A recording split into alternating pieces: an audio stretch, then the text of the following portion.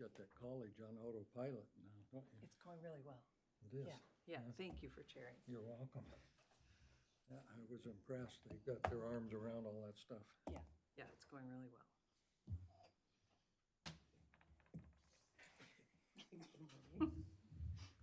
Good morning, Beth. Elected officials. You're They surrounded. do whatever they want. Are you ready, Jane? Are you ready, Debbie? Okay. Good morning, everyone. Today is Wednesday, May 1st, 2024, and we'd like to welcome everyone to the board meeting. We'll call this meeting to order at 9 a.m. The teleconference number is 971-254-3149, conference ID 866-914-607#. Audio capabilities are listen only and are offered on a best effort for the public. Our meeting is also live streamed, and you can join us online by going to our website or to tctvonline.com. Click on live broadcasts. Before we get started, I'd like to remind everyone to mute your phones. You can do this by pressing *6. Please unmute your phone when your agenda item is ready to be discussed. For those joining via computer, please unmute your microphone and turn on your camera when your agenda item is called. All others must remain muted with their cameras turned off. Thank you. Public comment. Those intending to provide public comment to the board may attend in person or email submissions to the public comments email on our website. Public comments received by 12 p.m. on Tuesday will be distributed to the board, posted online before the meeting, and become part of the public record. You may also provide public comment virtually by registering ahead of time. To register, please email public comments by noon on the Tuesday prior to the board meeting. Public comments can also be mailed to the Board of Commissioners office at 201 Laurel Avenue, Tillamook, Oregon, 97141. For more information on public comment options, please visit the Board of Commissioners webpage. I know that we have April Bailey signed up for a remote comment this morning. Do we have any additional comments, Debbie? No, we do not. Okay, terrific. Then we will start this meeting with the Pledge of Allegiance. Commissioner Olson, will you lead us, please? Pledge allegiance to the flag of the United States of America and to the republic for which it stands, one nation, under God, indivisible, with liberty and justice for all. Thank you. Okay, I'd like to welcome our guests, remote and in person. Nice to have you in the room. We have Tillamook County Clerk Christy Neiseth with us here in the room this morning. And we will start the meeting this morning with public comment. Ms. Bailey is welcome to unmute herself. There you are. Good morning. Good morning. I am asking the Tillamook Board of Commissioners today to not approve these funds to employ a healthcare worker for Nestucca Valley School District. I'm doing this based on the fact that the school and the county has no business directing children to any healthcare without full informed parental consent. The county should be aware of Nestucca Valley School District's history of undermining parental rights. Nestucca has a history of hiring employees with agendas for healthcare positions outside of what you would think as healthcare. And also, Nestucca needs to focus on education at this time. So obviously, with informed parental consent, that can't be done if students are receiving healthcare at the school. Obviously, students cannot give informed consent because they're minors. And as we know, even adults have trouble getting all the information to make good decisions for their healthcare. So if we're having a healthcare worker direct students to receive medical care and the parents are not being fully in on all those conversations, that is a danger to the student. Unfortunately, Nestucca has a history of undermining parental rights. I could give a lot of examples, but here's one. Last year, the school nurse, she posted the career prom for junior high to high school students. That was not a school function, it was off the school campus in the K-5 section of the building. These were not students that were eligible to attend. Parents got their kindergartners coming home asking about career prom. That was deeply concerning. Another action, unfortunately, was Nestucca High School hosted a Pride healthcare event. Parents didn't know this was going to happen. There's reportedly a drag queen handing out, excuse me, but glow-in-the-dark condoms and lubricant to students. Again, parents didn't know, kids didn't know. It was in the comments. Nobody could avoid it. That was last June. It was also run by a bunch of people that the community did not know as far as the district. So the history there is not good. Also, this position is not being posted anymore, so we believe the position has been filled, but the board has not approved the person for this position. I sent you an email in this regard. I really appreciate if you guys would look on this. We have concerns about the person that's going to be hired for this position. The position itself is questionable as well. The position does not require any medical training, certification, or licensure, but they're going to be directing healthcare of students. It only requires a high school diploma. Finally, I just want to speak to Nestucca's unfortunate educational performance at this point.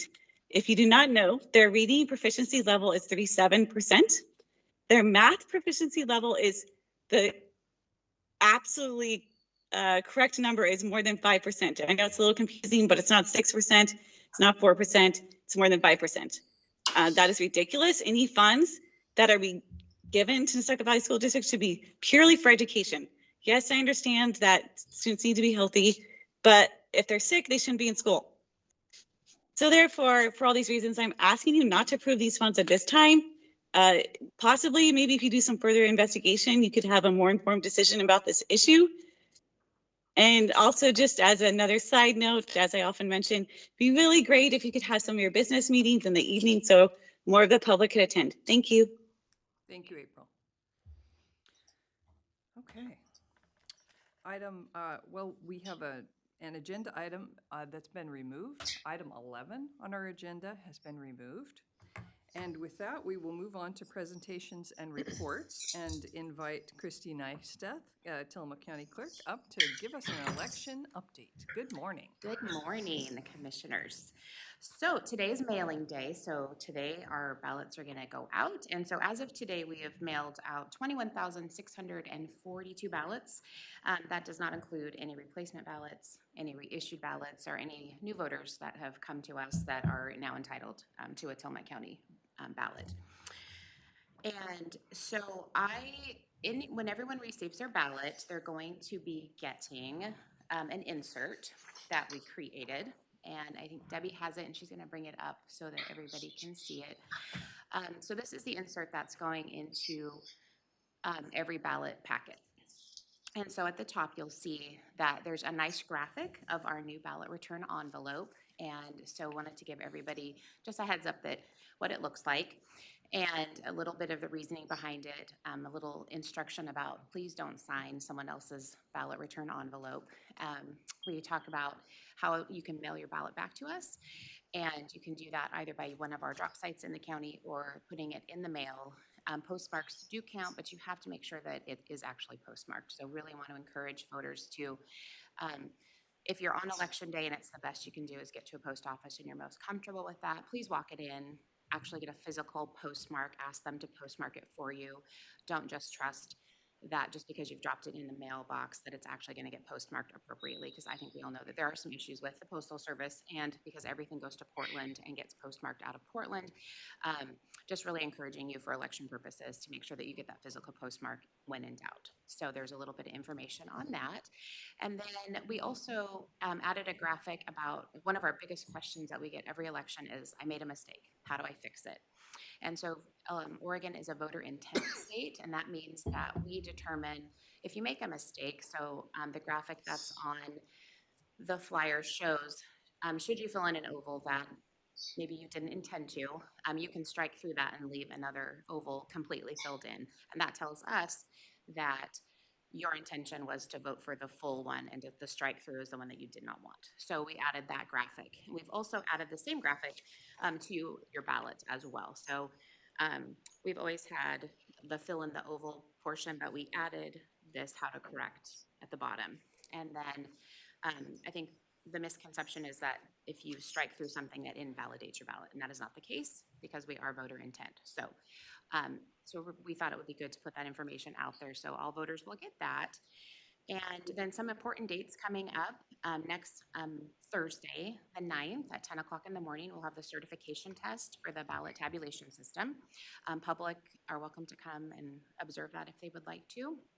And so we'll start that at 10 a.m. next Thursday. I have another important dates and tentative schedule for tabulation and our results being released, and that will be linked on our website this morning. So people can go and see that as well. We will begin processing ballots on the 13th, and that means that's the day that the boards will come in and begin removing the envelopes from the return envelopes. And then we'll start running them through the tabulation. The first day will probably be May 17th, which is the Friday before the election.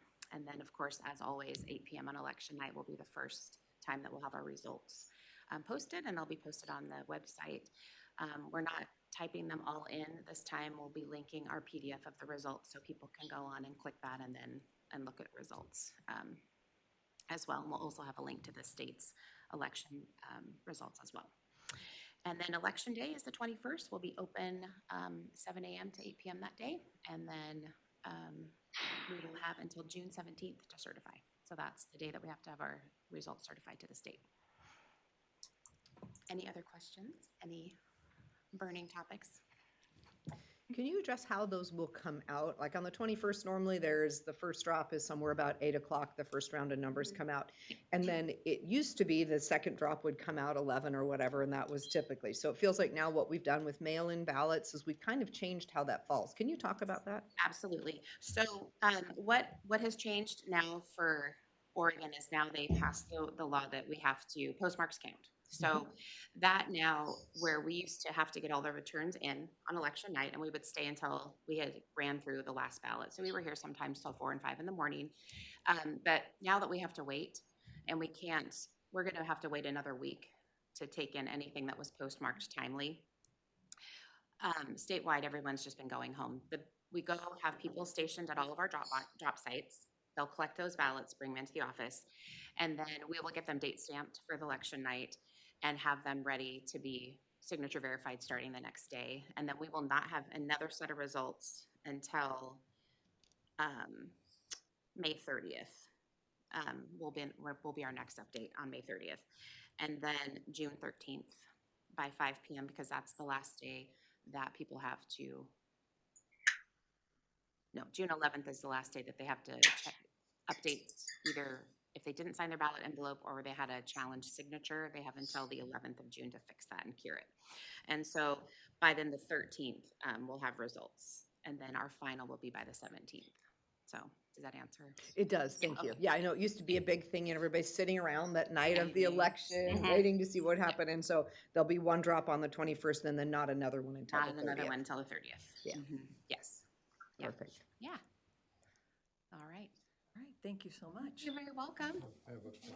Please. Oh, yes. Oh, I just wanted to mention, this happens to be one of the departments for which I'm the liaison, and I had asked Christie to appear today, and because there are some changes that you just pointed out, both in timing and the look of not the ballot so much, but the envelope, and I wanted to be sure, since today is the drop day, that people understood that. And also, I've visited with her on several occasions and also understand there's a little higher level of security than maybe there was before. There are some new cameras going in eventually. There's people from different parties, the Republican, Democrat, and perhaps others that oversee the counting. And so in my mind, elections are about as American as it gets. And there's been, as we all know, considerable challenges across America in recent years. I'm hoping there'll be nothing here in Tillamook County, and we have no reason whatsoever to believe there would be. But I just wanted people to hear that our people know what they're doing, and they've been doing it for a long time. I think Christie's been in the department about 12 years, and this is not her first rodeo, so to speak, by any means. So I just want the people to understand and have a comfort level that Tillamook County's got its arms around this. I just don't see any which is not to say you never say never, but I think we're safe, secure, we have good people. It's a system that's worked for a long time, and whether you agree or disagree with vote by mail, I think we've made the best of it, and it's about as secure as you can get. So I'll thank her also for her appearance today, and just remind everybody, this is something that not everybody in the world gets to do, is vote. So go vote. Absolutely. Thank you. True. Yeah. I- Go ahead. Go, you. I was just gonna brought up one more comment. I know last year or last time, you had cameras basically set up with a viewing screen just outside your office. So I was able to walk by and take a look and I could see people back there opening. So is that how that will work again? And will that be, if someone just wants to come see what that looks like, or is that gonna change now that, well, it's not gonna change? Well, so by law, yes, we can have observers, so people are allowed. What we're doing differently this year is that we'll be down in the Nehalem room, so we have the Nehalem room reserved for okay. 2 weeks. Uh-huh. And we'll be streaming onto that monitor. We'll have chairs, and then we'll have one election worker that's there kind of monitoring that room and the observers. Okay, I have reached out to both parties. I've heard from one, I'm waiting to hear from the other. And I have asked, because we don't have the time to sit down and just talk all morning and explain as a new observer comes in to sit and say, okay, this is what's happening. So really wanted to invite the parties to come the week prior to observation. So that would be next week, the 7th or 8th, to come into the office, sit down. We'll have just kind of a little orientation training about the quadrants that we have, the 4 quadrants, what's happening within each one. And then if they have questions, if there's any kind of a concern or a question, that they can ask them at that time for clarification on what's going to be happening. And then we're going to be asking them just to we're not going to be down engaging during that time because we have a job to do that. Right. It's just hard to walk away from that. So we are asking them to come. So one party has made sure that they've gotten me their list. So I'm just going to reach out again this week and try to get the other party to give me their list of people, and they'll be coming next week to go over that. So they'll be downstairs. If people want to come, that's fine. They would just need to sign in. We can only have, probably could have like maybe 10 people down there at a time. okay. But it's just one member of each political party can be there. But the public can come, that's fine. But they just need to let us know, and we can accommodate that. Okay, so would they reach out to your office Yes, if we've they started- wanted to? yeah. Reach out to the clerk's office, so if this is Okay. something you think you would like to observe, please reach out to the clerk's office, let them know that that's something you want to do, and Yes. that can be available. Yes, and we would ask too, if people know by next week that they want to do that, if they Yeah. could come to one of those on the 7th or 8th. Yeah. We're gonna have information. a couple meetings those days, Okay. so if they could come, Sure. yeah, Okay, thank you. you're welcome. Yeah, so what's interesting, when I walk by, I'm standing in the hall, kind of looking at all of it, so it's interesting. It's a great process. Yeah. It is. Yeah, it really is. And it's wonderful to see all the volunteers and election workers who come in. And yeah, it's really dynamic and community oriented, which Yes. I appreciate. Yes. I don't expect you to answer this today, but Okay. I have started getting questions about ranked choice voting. Oh, People want to know more about ranked choice voting. Currently, I don't know more about ranked choice voting, so what I know is very little. So, but I know that there's a local group organizing to start a petition to get an initiative on the November ballot about ranked choice voting in Tillamook County. So I'm hoping that at some point, you could just give us an informational presentation, obviously not advocating for or against, on ranked choice voting, because I think there's a great deal of education to be done about the subject. Huge, yes, yes, and that's something that I need to, Multnomah County did a presentation at AOC in November, and they showed us what they had done, and it's cost them over $1 million just to redo their software and their programming, just so they can accommodate it, and it will be on the ballot for Oregon voters in November. So it's something that I need to learn more about, because it's confusing. And so I think sometimes it's hard just to know what oval to fill in, but Right, now we're right. What adding, does it how do you mean? rank people? Yeah. So yeah, Yeah. absolutely, I will be happy to do that. Thank you so much. You're welcome. All right, thanks for being with us. Thank you. Have a good day. You too. Moving on to item 6, consideration of a First Amendment to the Oregon Health Authority 2024-2025 Intergovernmental Agreement number 026023 for the financing of community mental health, addiction treatment, recovery and prevention, and problem gambling services. And with us, we have Frank Hannah Williams, Executive Director of Tillamook Family Counseling Center. Good morning, Frank. Good morning, Commissioners. Frank Anna Williams, Director, Tillamook Family Counseling Center. This particular amendment, the first amendment for this agreement, the time span for this particular agreement is January 1st through June 30th of 25. This particular First Amendment focuses on funds that are allocated from the Oregon Health Authority for services to it's a category that is referred to as aid and assist. It is client services provides some restoration for individuals who have I'm going to describe it as their mental health concern is significant enough that it may involve them having had some interaction with the criminal justice system. And I think that the supportive services that are provided is to be able to support the person in being able to aid in their own defense before they can stand trial. There may be a number of supports that staff here at the agency provide for folks, some of it being some supportive services for them in the community, getting them connected with psychiatric case management, other kinds of services, but also providing them with some education so that they are then able to, the services are called restoration. They're able to be able to aid in their own defense and coordinating with criminal justice. And it could be that they've had a hospital stay. Sometimes it's a hospital stay at the Oregon State Hospital.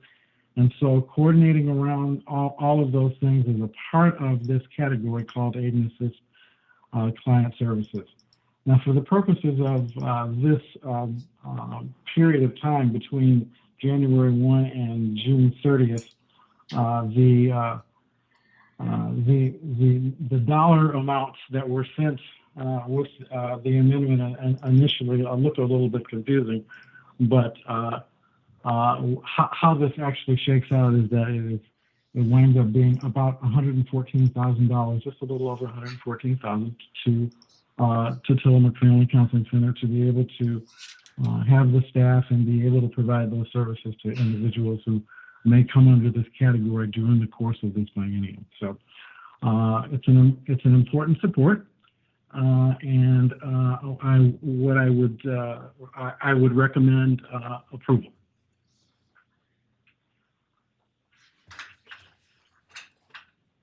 Thank you.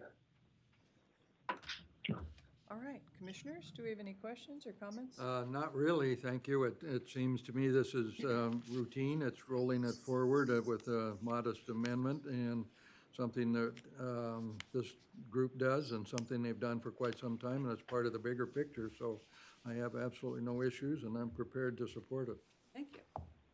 I agree. It's funding that we need to receive. This is a larger state issue. The backdrop to this, and I think we've talked about it before, comes with something called the Mossman order at the state hospital, where they are limiting the stay, the time that people are in the state hospital in preparation for their aiding in their own defense. And we are seeing people that are being released earlier than they would have been in the past. And so there is more work that's happening in the community related to community restoration as they prepare. And so I think this money is not only necessary and reasonable, it is absolutely required at this point because of those shorter state hospital stays that are pushing more of this back to the communities. Tillamook County's been fortunate that we do not have a huge number of people that end up in the aid and assist category, but in participating at the Association of Oregon Counties and in the conversations related to this, there are other communities that are seeing huge impact from the shortening of the stays at the state hospital. So, again, we've been fortunate so far. I've kind of stayed in touch with Frank on what our numbers are and what kind of impact we're seeing in our community, because other communities are being heavily impacted. So additional funding is critical. The additional sort of I'm going to say wait on the community here to make sure that we are providing services as they are released is critical. So thank you, Frank, for what you all do. Thank you. I am also Thank you. supportive of this work and am supportive of the state funding that supports this work, and I think we're ready for a motion. Okay. Madam Chair, in consideration of a First Amendment to Oregon Health Authority 2024-2025 Intergovernmental Agreement number 026023 for the financing of community mental health, addiction treatment, recovery and prevention, and problem gambling services, I move approval. Second? We have a motion and a second. Any further discussion? Hearing none, I'll call for the vote. All in favor signify by saying aye. Aye. Aye. Motion passes. Thank you. Thank you, Frank. Thank you, Commissioners. Thank you. Item 7 is consideration of a Seventh Amendment to the Oregon Health Authority 2023 to 2025 Intergovernmental Agreement number 180028 for the financing of public health services. And Commissioner Scar is going to carry this I item. will, thank you. So item number 7 is an amendment for the Oregon Health Authority Intergovernmental Agreement for financing of public health services for the fiscal year 2024. And this amendment adds a reimbursement of funds of $650 to be used for travel funds that were used for a vaccine finance summit that was already conducted. And it is based off an invoice submitted to OHA for payment. So this is a cleanup with OHA. I think they said we will pay for this if you go. And we went and then submitted this for reimbursement. Okay. Simple enough. Yes, I have no objections at all. It sounds like it's pretty routine and something just to keep books in order, so to speak. Agreed. Okay. Madam Chair, in consideration of a Seventh Amendment to Oregon Health Authority 2023 to 2025 Intergovernmental Agreement number 180028 for the financing of public health services, I would move approval. Second? We have a motion and a second. Any further discussion? Hearing none, I'll call for the vote. All in favor signify by saying aye. Aye. Aye. Aye. Motion passes. All right, item 8 is consideration of intergovernmental agreement hashtag HHS 23/24-012 with Nestucca Valley School District number 101 for school traditional health worker. Again, Commissioner Scott. Thank you. So item number 8 is an intergovernmental agreement between the Tillamook County Community Health Centers and Nestucca Valley School District for the implementation of one traditional healthcare worker at Nestucca Valley School District. Tillamook County funds through Tillamook County Community Health Centers will act as the fiscal agent to allow the funds of $100,000 to be passed from a grant fund that comes through Care Oregon to the health centers onto Nestucca Valley School District. Nestucca Valley has the responsibility of reporting, hiring, and creating policies for their own organization. This program is designed to get the project up and running and will last until the end of 2024 at this point. So this is the contract that Ms. Bailey spoke to, and I wanted to just add a little bit of information. This is for a community health worker, and a community health worker does require an approved training and certification program. So I know that one of her concerns was that this could be just anyone with no background. That said, a traditional health worker is not a doctor or a nurse. A traditional health worker is someone who completes this certification program and then helps people access healthcare, right? They know more about the system. They are able to do some very basic things, but really their intention is to be more of a peer and an advocate and a support for people who are seeking healthcare. So, that would explain the grant. I would make a few comments beyond that, which is this is a pass-through to Nestucca Valley. They have the requirement to do their own hiring, their own supervision, all of those pieces to determine what the role of this person will be in their organization as to Ms. Bailey's comment. So I would encourage her, if she has continued concerns relating to this position, that she reach out to the school district, as they will be the ones who are putting this position on the ground. Thank you. Thank you. Commissioner? Thank you. I have no particular issue with this either, and I did read Ms. Bailey's email this morning and also listened to her comments, and I would second what Commissioner Scar has said. I don't think the county commission is in any position whatsoever to second-guess employment decisions made by another public body. I happen to know a number of people there. I live in that district, and I'm quite comfortable that they go through a well-designed and forward-thinking process to make their decisions, and which is not to say you get it perfect every time, because we're all human. On the other hand, I don't think that our commission here should step into any kind of personnel matter for another agency. So I support what's happening, and I also clearly understand, without having a lot of expertise, that you don't just enter this field coming off the street. There's considerable training required, and I think that's in place, so I'm comfortable with where we're headed. Thank you. As am I. I was thinking about how when I was in grade school, there was always a school nurse, you know, and over time, schools lost their funding for nurses, but it was very useful. It was very helpful because, of course, if you have an entire building full of children and adults, people are going to be sick. So it's very, very helpful and advantageous to have some kind of healthcare or healthcare advocacy in a public school. And moreover, I agree with my colleagues entirely that schools, just point of clarification, sometimes people come to the county commission to complain about school districts. The county commission, the board of commissioners, have no jurisdiction whatsoever over school districts. School districts are, excuse me, they're autonomous, they're special districts. We're not the bosses of them. We're not, we do not direct operations or hiring or training or any part of public schools. So in this case, we're passed through for the funding. So I think we're ready for a motion. Thank you. Madam Chair, in consideration of intergovernmental agreement HHS 23/24-012 with Nestucca Valley School District number 101 for school traditional health worker, I move approval. Second? We have a motion and a second. Any further discussion? Hearing none, I'll call for the vote. All in favor signify by saying aye. Aye. Aye. Aye. Motion passes. Thank you. Item 9 is consideration of change order number 4 to contract 5098, contract for general services with Christensen Cleaning Janitorial Services at Tillamook County Facilities. And again, Commissioner Stoll. Thank you. So change order number 4 for Christensen Cleaning Janitorial Services adds an additional $32,130 to the current contract, which relates to the addition of the Community Health Dental Building and the new Public Health Services Building to the list of county buildings that Christensen already cleans multiple times a week. This change order also updates building names for clarity and removes a building no longer in use. So the health centers have struggled to have an employee for their facilities cleaning. This is something I believe that changed to a contract sometime within the last year or two. And so this ensures that we get the cleaning services we need. This just expands it to a couple of additional buildings for us. Okay. Thank you.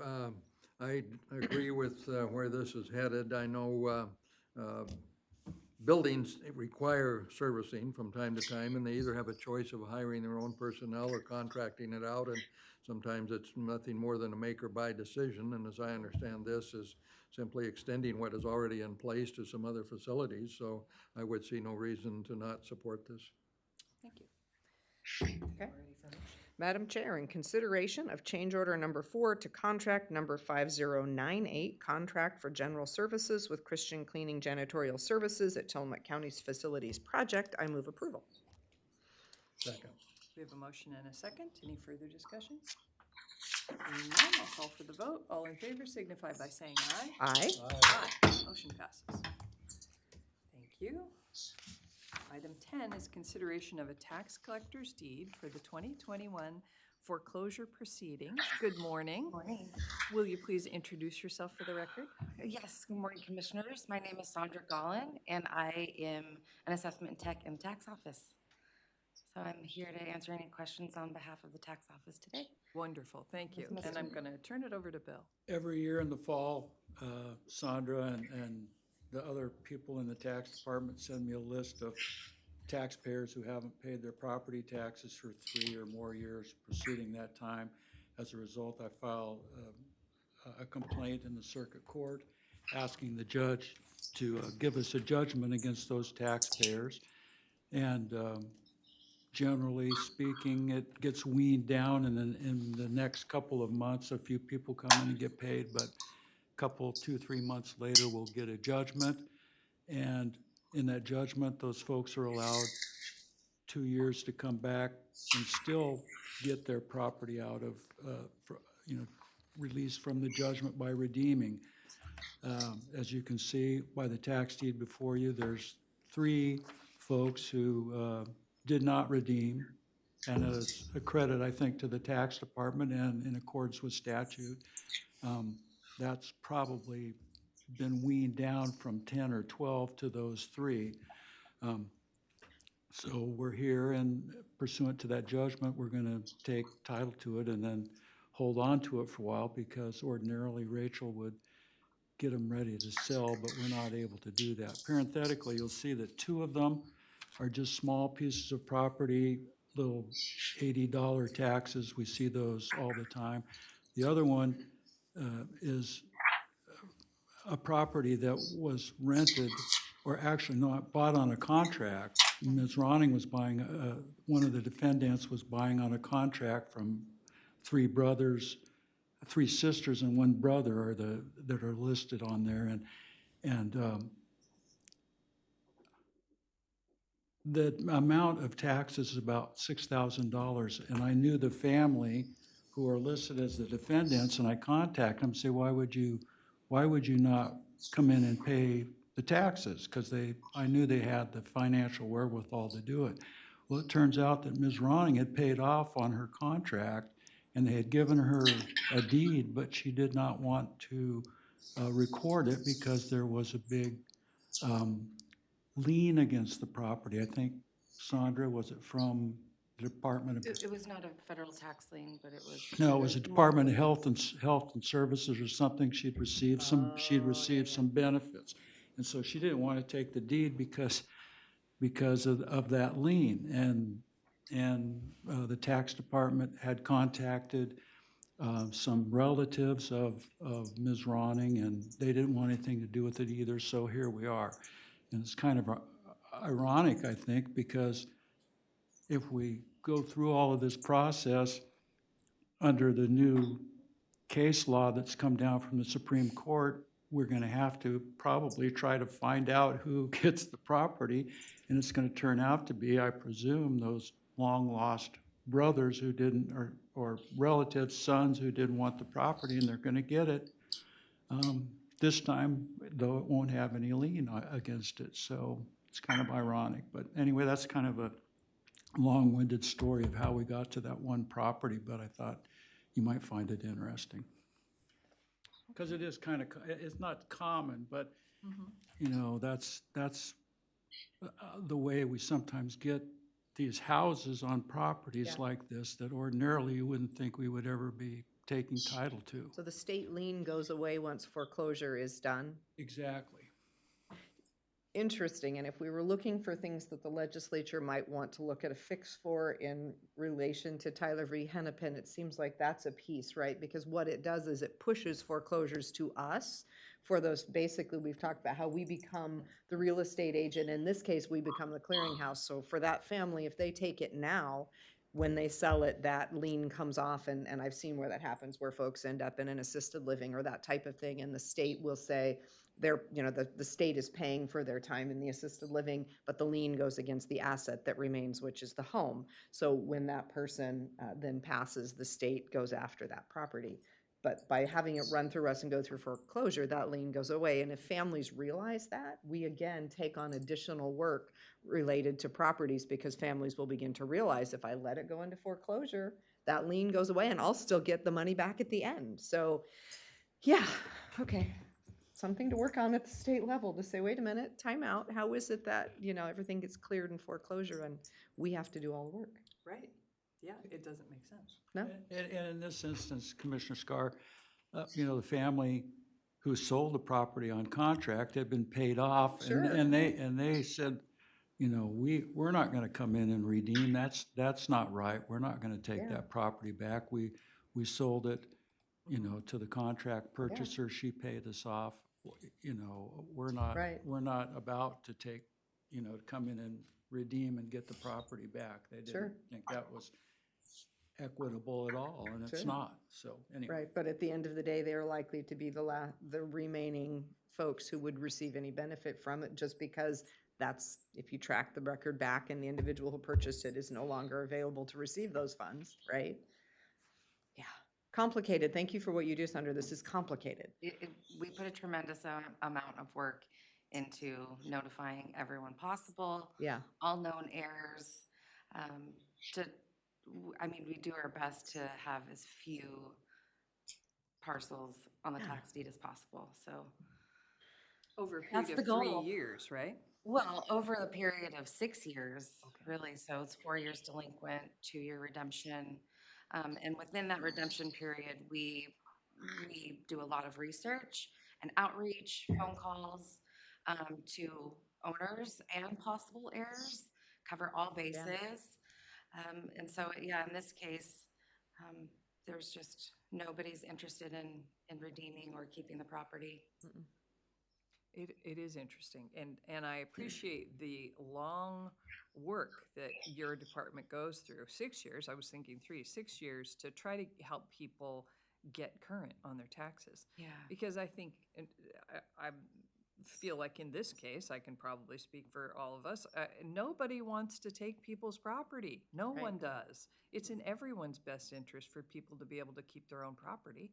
So, it's one of the most uncomfortable things that we do as commissioners. And so I'm really grateful for your work to try to work with people to help them redeem it. So, but if they just don't want it, then here we are. right.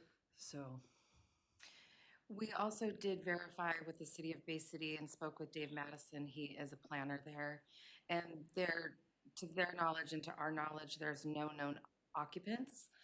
There's no water or sewer being serviced there. Yeah. So it's empty, and so that's good. where it is. It's just Yeah. vacant. Okay, thank you.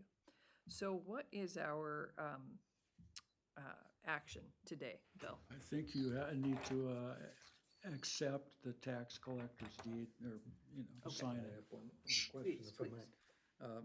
I was going to comment, this seems to be an annuity for lawyers, so I'm assuming it'll never get changed in the legislature. Is that a fair statement? I'm just picking on Bill. Speculation. No, my real question is Tillamook County out of line percentage-wise with our other counties around Oregon or elsewhere in terms of having properties get to this state? Meaning, 3 years plus more. No, and I think that's due to our efforts. We published 32 accounts in this case in the paper, and we're down to taking deed to 3. And 2 being vacant, unbuildable lots, and 1 Right. house.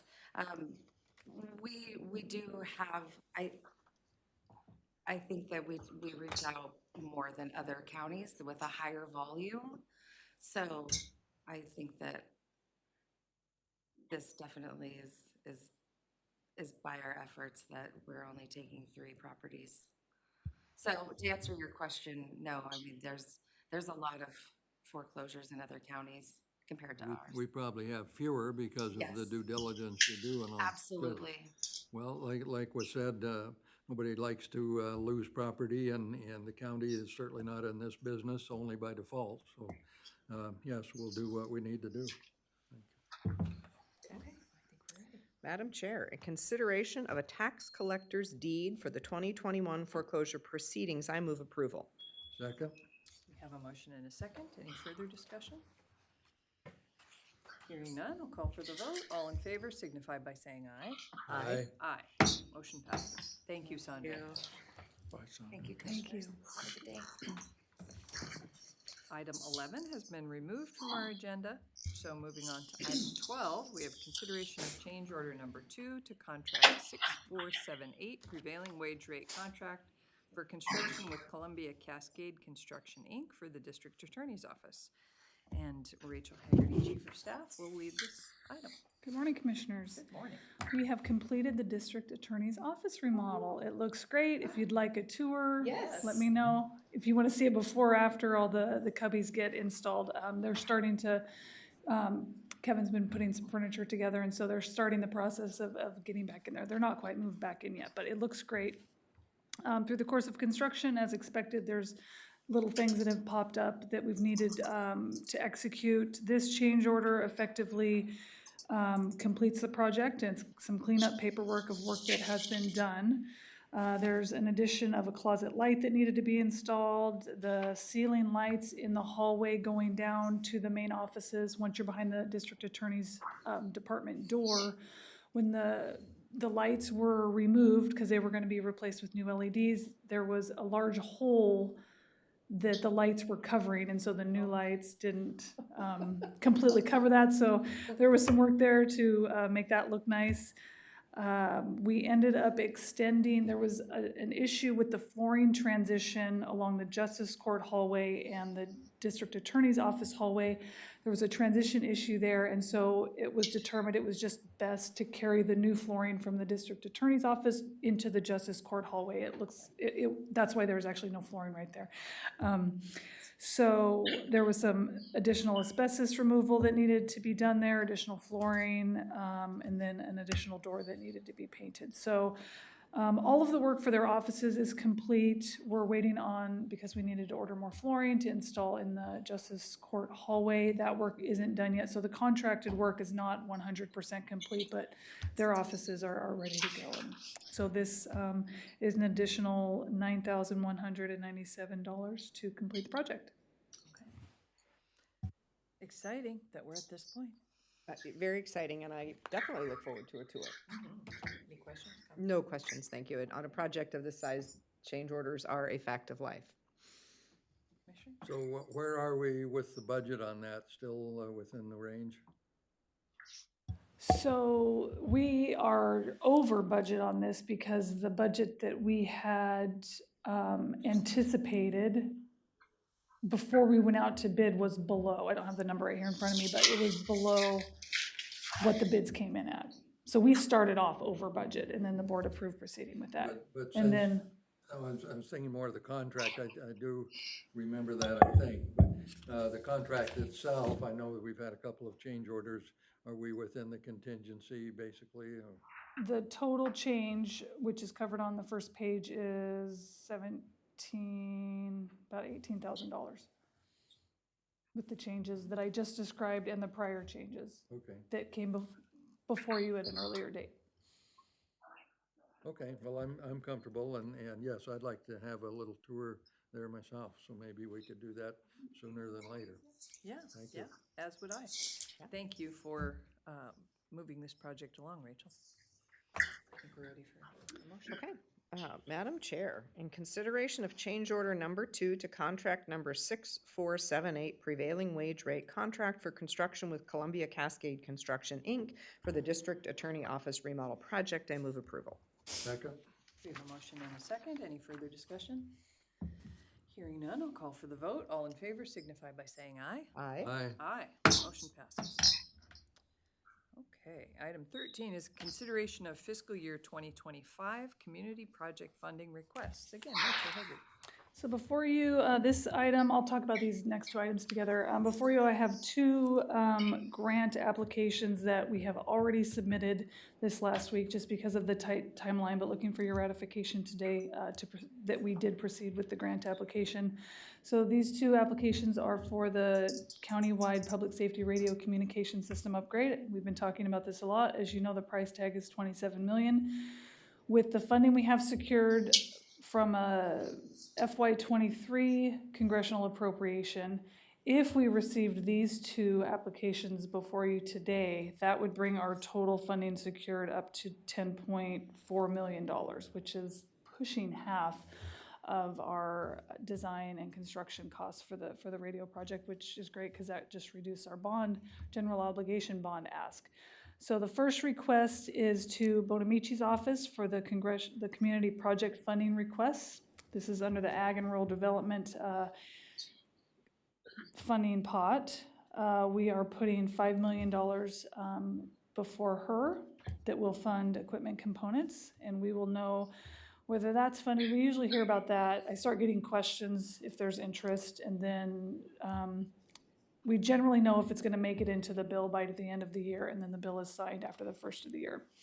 And then the second request is an opportunity that our grant team has prepared for us, And so that is going before the Oregon Department, it went before the Oregon Department of Human Services, Resilience Hubs and Networks. And so the connection there is the tie to our emergency site at the port. So you'll see some language in there. So it's a little bit of a different angle.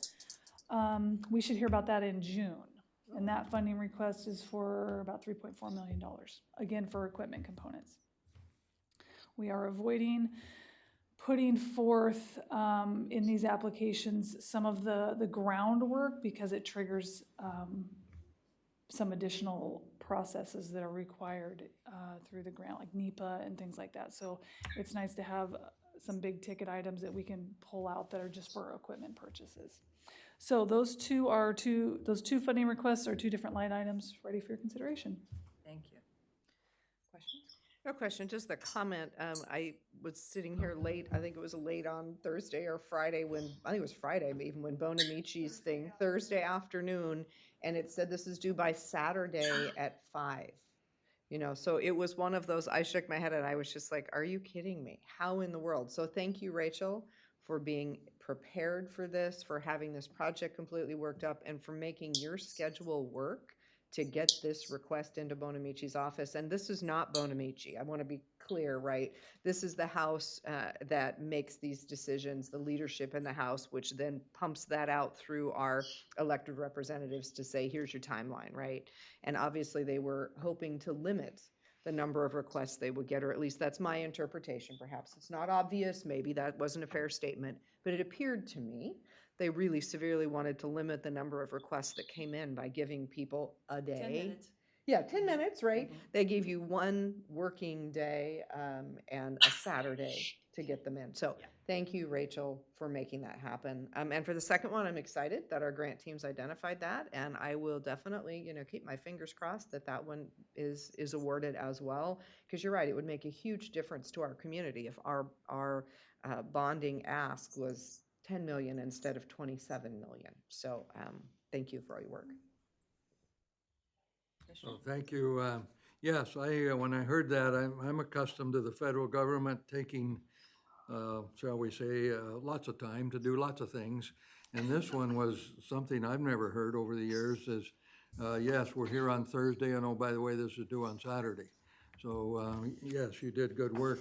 I will say the Department of Agriculture, federal, a lot of people don't know this, and I didn't know it until a few years ago.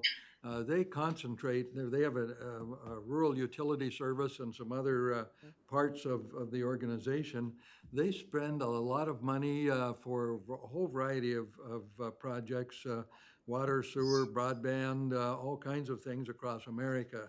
And several weeks ago, I was down in Philomath at a gathering of several county commissioners and also some internet people, broadband principally, and a gentleman by the name of Andrew Burke came by, who was the national head of that part of the Department of Agriculture.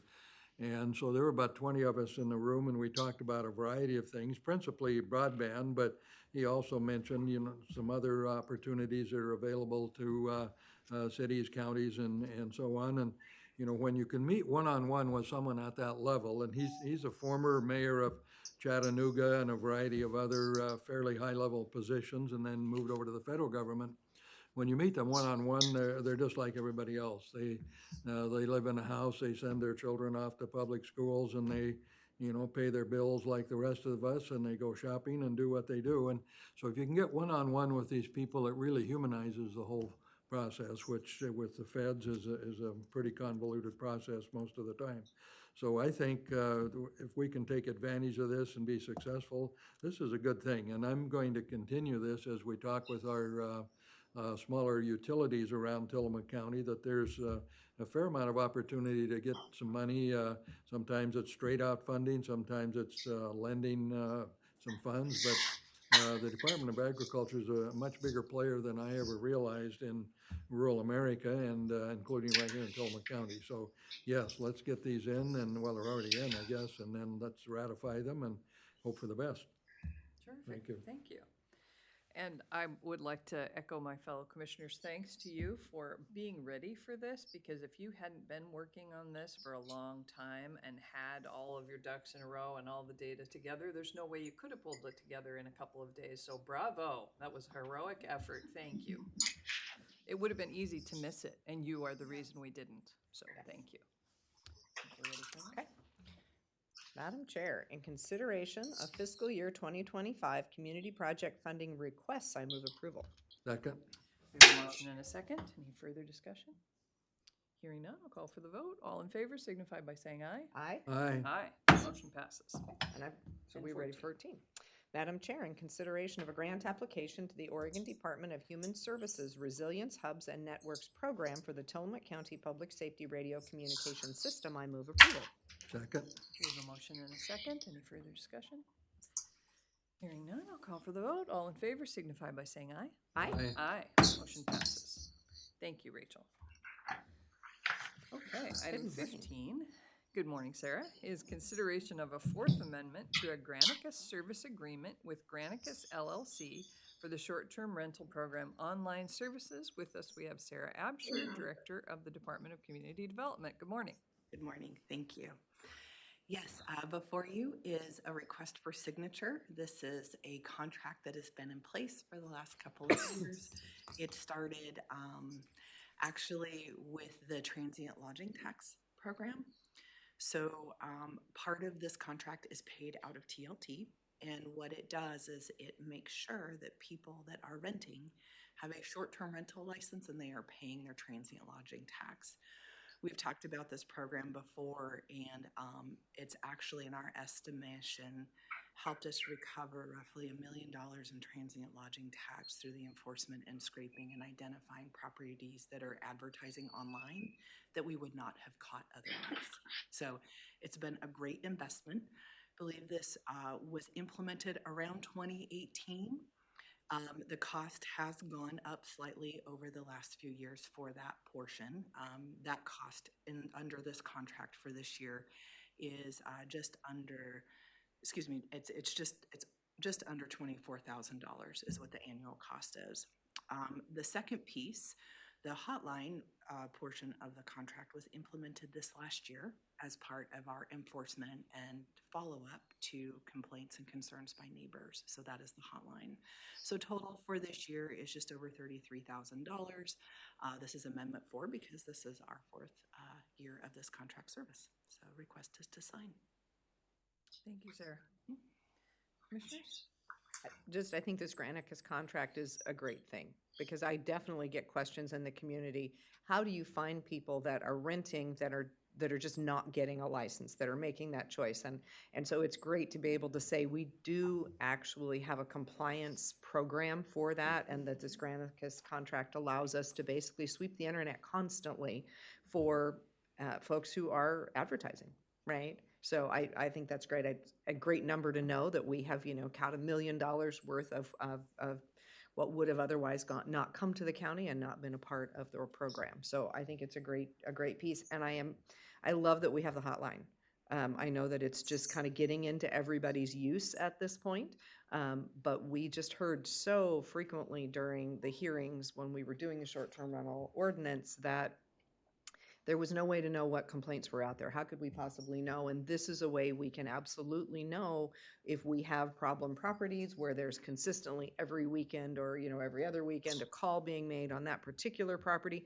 So we can work with property owners and managers to say, we need to help you figure out how you're going to have this property fit in better in a community, right? Because ultimately our goal is that we have community livability, and this is just, it's another tool to help us do that. So I'm pleased with Granicus. I know they failed us on another opportunity, which was the attempt to collect our TLT online, and they were just not able to make their portal work. Right. Which I do hope we'll be able to find another portal perhaps that will do that work. But a good company, we've, I think, discovered where they do their best work and are continuing in that contract. Thank you. Commissioner? I'm in support of this as well, thank you.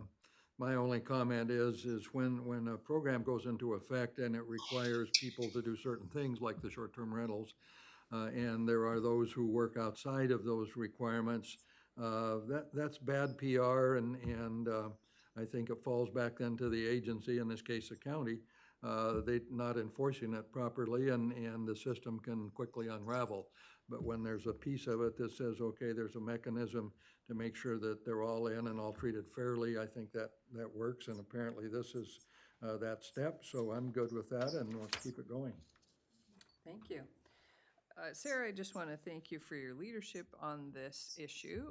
I was a new commissioner, so it's at least 5 years ago, probably or 2019, when you brought to the board the first program. It wasn't called Granicus, it was something else.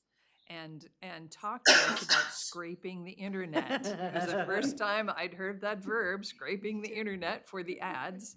And I know, that was your forward thinking, because there are other cities and communities that still don't know who's renting and still don't have their hands around how to collect the tax.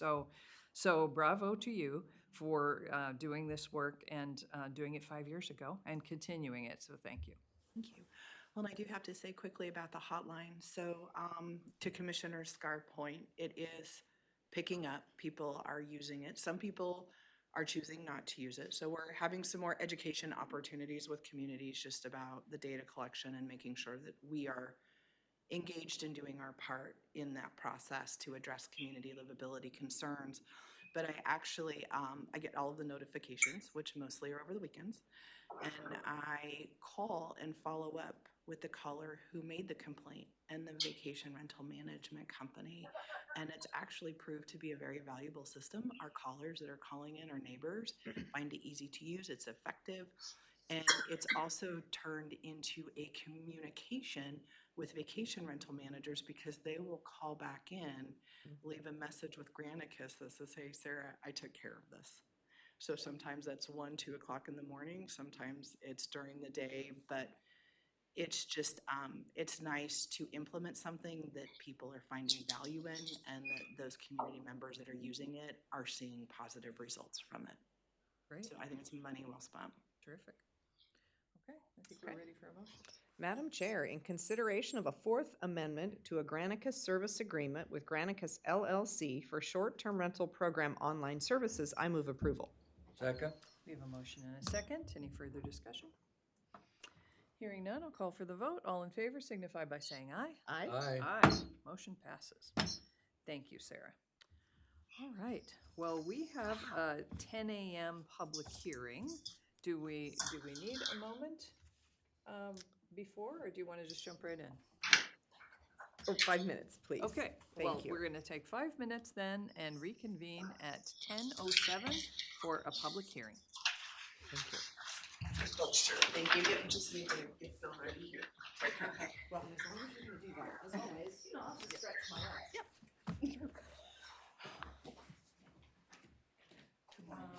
This public hearing is interesting. It's about ADUs and rural residential lots. And so I hope you can stay and film it, because I think people are interested in it. So, and it's only the one page, there's nothing, the second page is, which we don't have to do anymore, thank goodness, now I gotta create it, and it's just blank. So it's just the one sheet. I can work my way through that, Okay. I think. Okay, and the criteria, just in case somebody walks in, the criteria are up by the sign-in. Okay. Okay.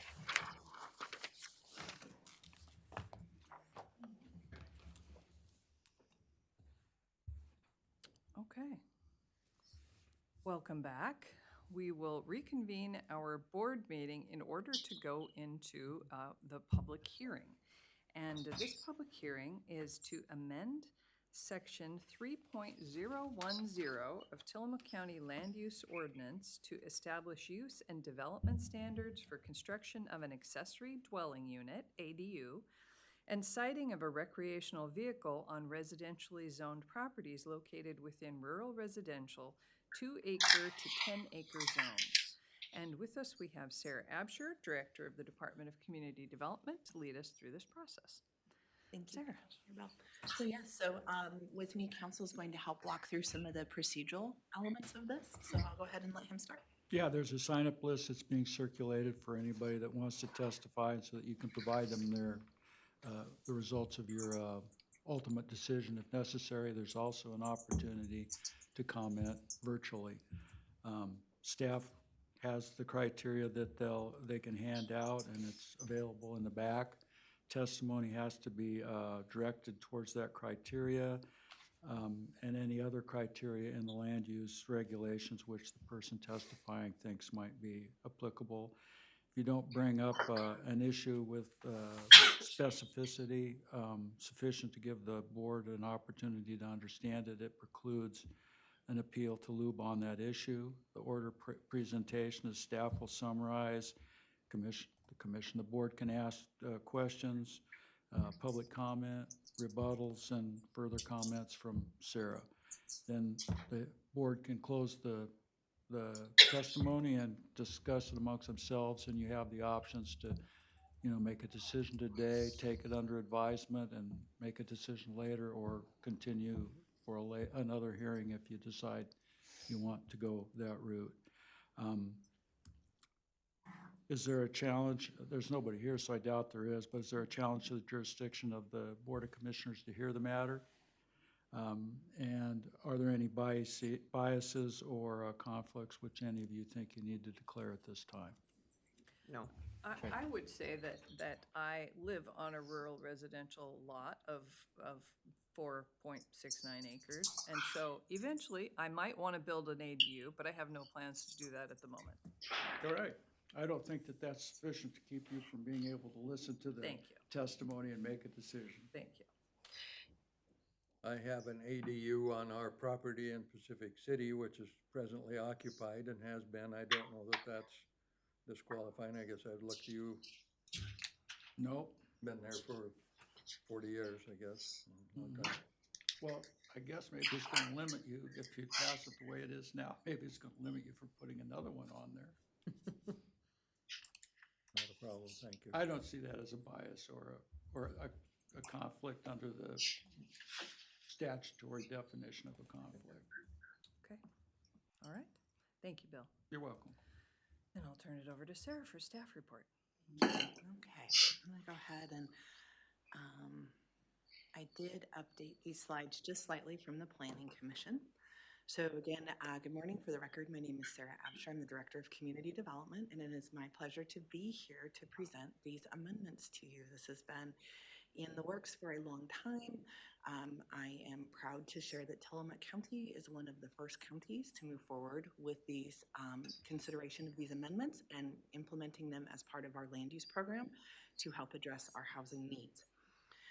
So Planning Commission process summary, there were 2 hearings. Those hearings took place on March 14th and April 11th. We actually held a workshop prior to the April 11th hearing that was publicly noticed. The Planning Commission wanted to have an opportunity to really take their time to digest and further discuss specifically the standards for siting an RV on a property. If the county moves forward with that use and these standards, we will be the first county in the state to adopt and implement the siting of an RV in our program under Senate Bill 1013. Deschutes is right behind us. They have another hearing on May 8th. So as we talked about the other week, I was hoping maybe they would be a little bit farther along in their process so I could share that update with you today, but we are still beating them to the punch. With that, just some housekeeping. These hearings were all publicly noticed. They were noticed in the Headlight Herald, which is our newspaper of record. I am required to send notice early to the Department of Land Conservation and Development. As you know, they oversee all of our planning programs statewide for compliance with state laws related to land use. So I actually have to give them extra time, more time than I give anybody else. So that they can review our work, make sure they determine it's consistent before I actually go to a hearing. So that part was done. And then this did not require Measure 56 notice. This is permissive. This is something that was passed through legislation. But what I did do was I did notice all of the CACs, because part of their role is to provide comment and feedback on land use matters.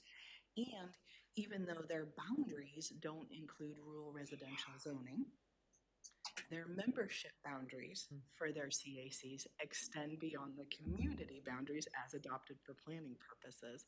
And then you do have quite a bit of rural residential lands in those outer surrounding areas.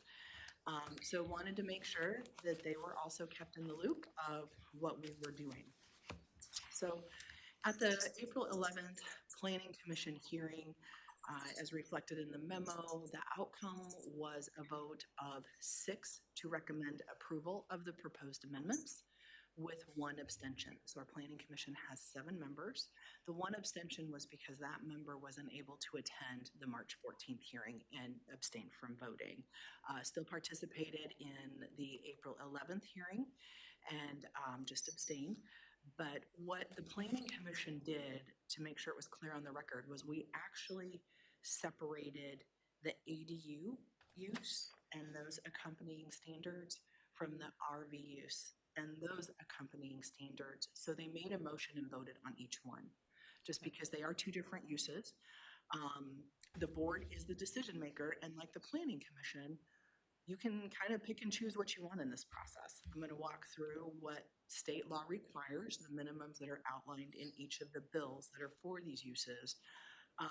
But there were some opportunities to either amend some language or just talk about the use, because these uses are permissive, which means we are not required to implement these uses into our land use program. This is optional.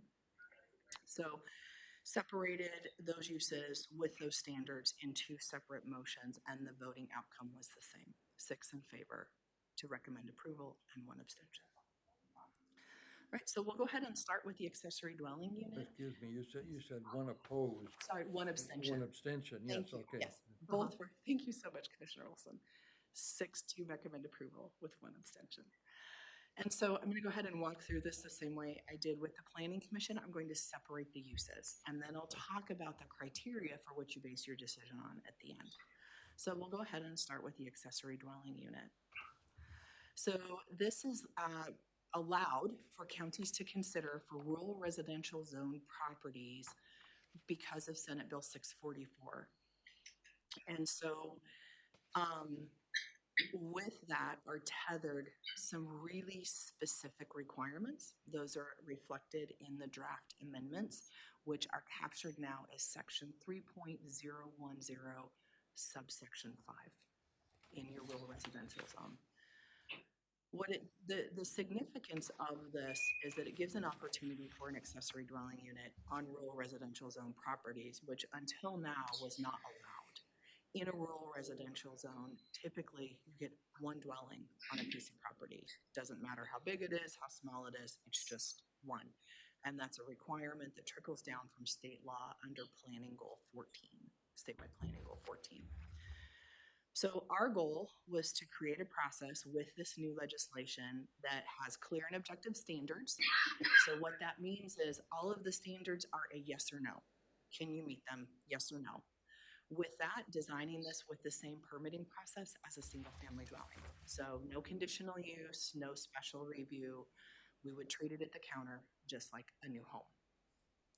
And then with that, talking about the standards that include, and I wanted to pull this out, the wildfire hazard mitigation requirements. And this is significant because it relates back to the urban interface wildfire risk maps, or the WUIs, as they've been called. And there's been a lot of work on these maps since they were first created. But what happened was there was actually a bill for citing an ADU on rural residential zone properties a few years ago. Myself and others went to Salem and testified. And then the wildfires happened in 2020.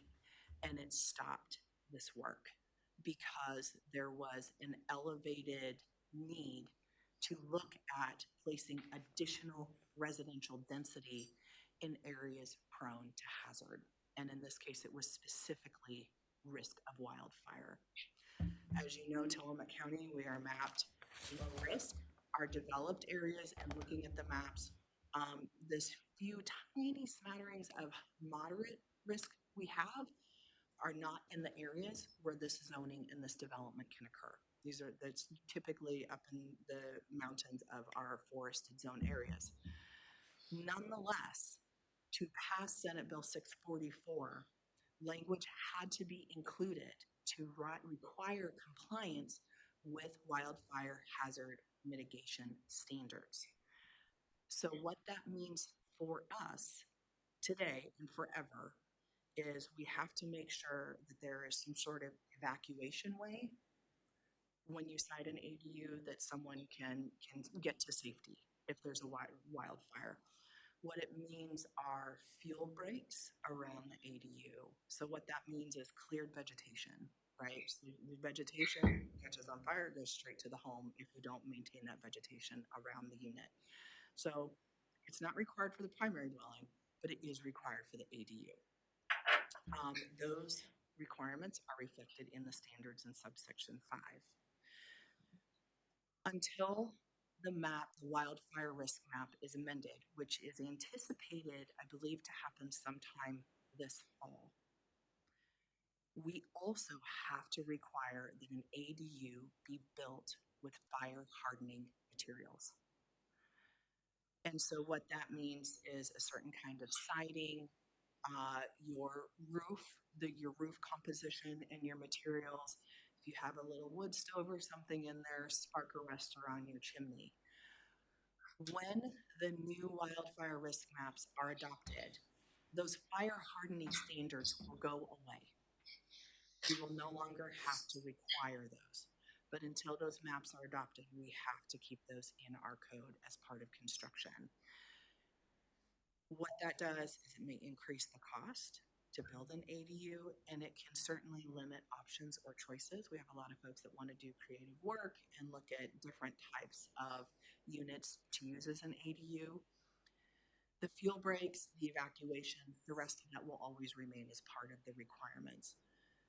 But until the new maps are adopted, the new wildfire risk maps, we also have to make sure that any ADU meets those fire hardening standards.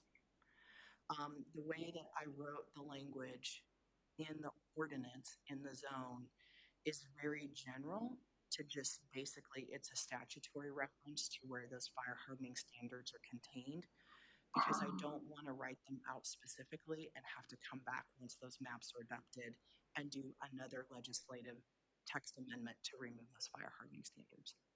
So when they're gone for us, they're gone. Once I receive confirmation and the language in the ordinance remains the same. We'll just have to pay attention to that. With the rest of the wildfire hazard mitigation requirements, what we will be doing is relying on our fire districts to help us make sure that development complies with those requirements. For a single family dwelling, so going back to the same process, designing this similarly, currently when you go to build a new home, you have to provide the department with a fire letter. And that fire letter comes from your local fire district. It talks about the ability to access the property, talks about any, concerns for risk of wildfire, fuel breaks, etc. We will use the same letter for citing an ADU. That will meet our obligation to make sure those wildfire risk mitigation standards are met. So that's a very easy way to do it. It's very straightforward. So should the board choose to approve this use and these standards, my next step will be to reach out to the fire districts and then put that piece together with them as more of a policy and procedure so that they are prepared and we get what we need. Okay. So it was Senate Bill 391 that was the first bill that was brought forward to the legislature to talk about ADUs in rural residential zones. And then again, where we're at today is with Senate Bill 644. So one of the biggest questions we get is about the 2-acre minimum size requirement. So in reading the language in the ordinance that's proposed and the bill, the big stickler is only properties zoned rural residential that are 2 acres in size or greater qualify. Which leads us roughly using GIS, working with our new GIS consultant. I asked her to run that data, and it's roughly 3,000 properties countywide that would still qualify. There's a lot of disappointment with that minimum 2-acre threshold. That was something that I think was considered strongly through the legislative process. Thousand Friends of Oregon and others really came forward to talk about concerns about a property being less than 2 acres, not only for wildfire risk and making sure a property was big enough, but then feelings about converting rural residential zone properties into urbanized properties and urbanized areas. And so that was the middle ground, I guess is maybe just a good way to put it, was that 2-acre minimum. Then there was conversation, well, we all have variance processes. So, that's a variance to standards. And could size be a standard to where people could go through a variance process to site an EDU on a property less than 2 acres? And the answer from the state was no. So just want to be upfront about that too. So highlights, in addition to the 2 acres, the usable floor area is limited to 900 square feet. There is a maximum 100-foot separation distance between the ADU and the primary dwelling. So what that means is that the ADU cannot be located farther than 100 feet from the primary dwelling. Now, it doesn't say how that 100 feet is measured. So I did some work with staff, work with the Planning Commission, so I do have a proposal for you on that and just some different examples as well. So the other thing is that the bill requires that the ADU be sited back appropriately from a resource zone. So our resource zones are our farm and forest zones.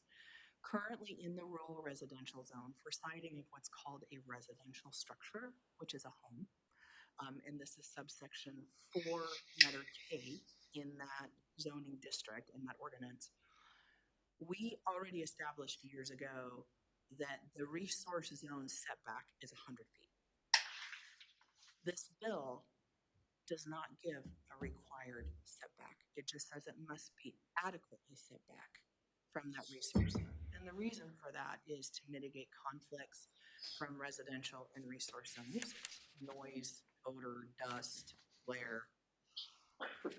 The Planning Commission has recommended that the ADU also be required to maintain that 100-foot setback that is already established in the rural residential zone.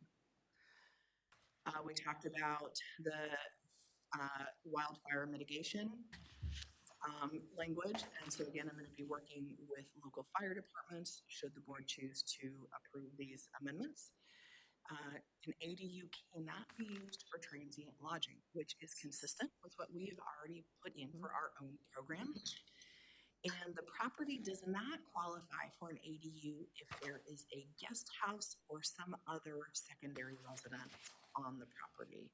Now, if you have a guest house, which is allowed, it just cannot contain any cooking facilities. That's something that's already part of our code. If the guest house meets the distance from the dwelling, if it is no greater than 900 square feet in size, and the property meets the 2 acres and all these other standards, you could convert the guest house to be the ADU, right? So it's not necessarily a deal breaker, but the intent is you get the primary dwelling and the ADU and nothing else is what they want to see, the state wants to see. So going back for a second, you just said that some people do have permitted guest houses, but they just can't have kitchens? That's right. Okay. They can have bedrooms, they can have bathrooms. And that is where you have a dwelling established, you can actually have a guest house Okay. in any of those zones. I didn't know that. Yeah. Okay. Just no kitchen. Okay. Okay, so the siting distance. This is where it got a little interesting. And in talking to some of my colleagues, we've all taken a bit of a different approach. So you can have, one of the other things you need to think about is if an ADU is going to go inside of the primary dwelling, or if it's going to be an addition, an extension of that dwelling to add the ADU. Again, that 100 feet is not specified on how you measure that in the bill, in state law. So how some are doing it is exterior wall of a building footprint to the exterior wall of the wall of living space of the primary dwelling. Let's see, I'm going to just show you the pictures because it makes more sense. So this is one of the ways the 100 feet can be defined. You take the exterior walls or the footprint of the primary dwelling, you draw a 100-foot circle around it, and then that's your ADU goes somewhere inside that 100 feet, okay? That's what some jurisdictions are doing. Others, it just has to touch. It can be partially in or partially out. So what we talked about and what's reflected in the language is 100 feet, and it's the edges, it's the exterior walls, because we want to give people as much flexibility as possible, if you agree. I mean, they've already got a lot of restrictions and requirements on how they have to site it. So what the language talks about is the building footprint of the primary dwelling. So if you have an attached garage, that is the building footprint. That is part of the building footprint of the primary dwelling. So we're going to look at the whole building footprint. And the exterior wall of living space of the ADU has to be within 100 feet. So not if it has a porch, not the porch, but a wall of living space, habitable space. So if the ADU has a little garage to it, it's not necessarily the garage, it's the wall of the living space. So that was probably the most simple diagram that I could come up with. We thought this was close, still a bit too restrictive. And then we felt like the ADU having to be wholly within that 100 feet could also really limit options. We have a lot of properties that have natural features, they have wetlands, they have topography challenges. So by going with this route, we feel like it gives the most options. They have to be connected to the same septic system as well, so the ADU isn't going to get too far away anyway. And then when you add the 100-foot setback from the resource zone, if the board agrees that should apply, then, you know, again, you're really honing in and narrowing in that space. One thing I will say about that 100-foot setback is we do have a process, it's called an exception. It's not a variance, but it's built into the rural residential zone to where it allows for a residential structure to be sited closer to a resource zone, but there is an analysis that requires consideration of mitigation of conflicts. If there's a road or something there that acts as a man-made, you know, feature that helps with barriers and mitigation. What I talked about with the Planning Commission was being actually able to offer that process for an ADU as well, if needed, because sometimes we do need it. And they agreed. So we would, because the ADU is a residential structure, and that's how that section, that zone setback is framed, we would then extend that same exception opportunity for an ADU as a residential structure as the primary dwelling if we needed to. So again, just with the goal of how can we be the most flexible, what can we do to help people find a way to get to yes, to make this work. So you just said something that raised a question in my mind about if the ADU has a little garage. So if it has garage space, is that included in the 900 square feet of living space or no? It is. Oh, okay. Because, and the reason why is because the bill just says it cannot be more than 900 square feet. Okay. It doesn't specify living space. Okay. And sometimes you can get a nice little ADU for 400, 500 square feet, and then you do a little garage off on the side. So it does give them some options. Okay. Thank you. Yeah, thank you. That was a good question. Okay, so just jumping back in, I just covered this, but it talks about the fire hardening requirements and then the fire district letter that we're going to be getting for these. And then talked about also the fire hardening standards. So when our maps are adopted, I can remove that from our requirements. Okay, so that is the summary of the rural residential ADU proposal. And again, those standards are on subsection 5 that start on page 4. You know, one thing to say with these bills, there's great opportunities, but our rural residential zone just literally doubled in size. for the ordinance provisions and in that section specifically, because there are quite a few standards that are Number of tethered. pages, yeah. Yeah, to both of these. The other thing is the property cannot be partitioned, right? The ADU has to stay with the primary dwelling. So there's a lot, we'll do a covenant. I'll work with county council on that to record in the clerk's office so people understand, you know, you can't try to separate it or put it somewhere else. So that's there, but there's, you know, the definitions, those are all straight out of the bill. One thing I did discover with council, so where it talks about letter J on the first page, and it references ORS 215-501, which is in Senate Bill 644, there was an update that now has to do with ADUs only for historic structures. So the recommendation is to amend that to 215-495, which is also referenced in the bill, and I believe has taken over, that ORS has taken over this ADU section as a whole. So there was a change that happened in there somewhere. But yeah, happy to answer any questions about this or any of the proposed language. So you said it has to attach to the same septic system as the primary residence. Yes. So just in case people are watching who are interested, what's that process? Sure, that's a great question, thank you. So that would first require what's called an authorization notice with the sanitation division. And what that is it's an evaluation of the septic system to make sure that the system can accommodate the additional use. Systems are sized based on the number of bedrooms of a dwelling. And so it's not bathrooms, it's bedrooms, because that's largely what determines the number of people that occupy a dwelling and then their usage. So it's so many gallons per day. Looking at the existing septic system, they will be able to determine if that system is big enough for the ADU or if they need to expand the system to accommodate the ADU. Okay, thank you. Other questions?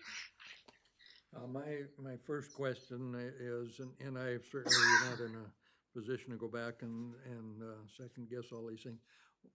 Were there any objections, or what was the biggest point of contention with the planning commission? For the accessory dwelling unit Yes. proposal, there really wasn't one. This is something that we have been talking about and preparing for a long time. So when the bill came and we jumped into the work, especially because the bill is very straightforward, it really limits us on a lot of things except for the 100 feet.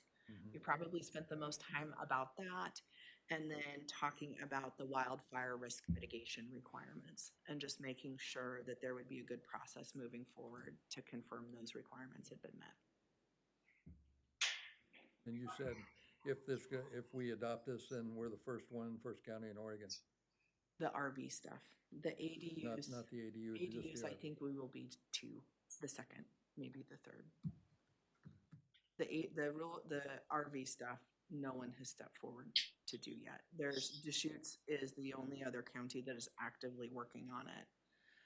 And we'll talk about some of that stuff when we get there. But the ADUs, Deschutes did beat us in getting their rural residential zone updated to include that. And I believe Lane County is right there with us.